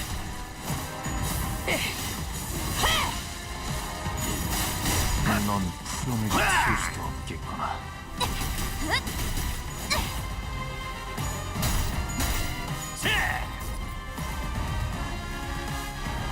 골치 아픈 것들이 고기 조각이 되었군. 상관없지. 나쁘지 않은 성과입니다.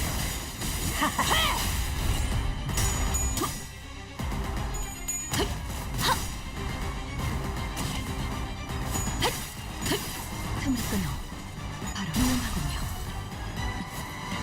그래, 이 정도 탐내. 13조 이항에 맞추려면 그게 제격이지.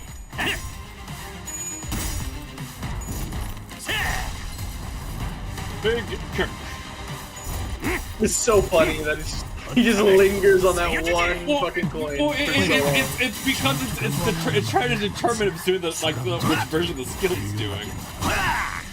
That's It's not trying to determine, it's just it's set to a specific speed because that's the speed of the original animation from the normal identity.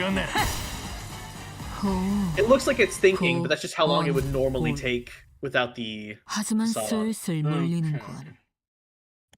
근처에 융수염이라는 군 거를 파는 곳 있나? 또 한 줄 키를 남겼군. Okay, so 핏물 with that done, 이 날개에 that's almost 망치 done, 않는 so I think next time we 놈들은 can probably just roll right 항상 into 이 the next 시간마다 intervalo too. 바쁘고. yeah. Which then we only got like what 10 more days for the. Yeah, I figure we should probably try to get something done on Thursday, assuming you're not crazy busy. Yeah, that At should be least a fun. little bit. That should be fun. And then we can roll into the next intervalo, and at least one more day we should be able to finish it up, and you'll have completed your first intervalo before it ends. Huzzah! Huzzah! Indubitably. 이 날개에 All 망 right. I want to thank everybody for coming. Thank you, and hopefully see you for next one. Have a good night, and we'll see you then. Good night, everybody. Have a good one. We'll see you later.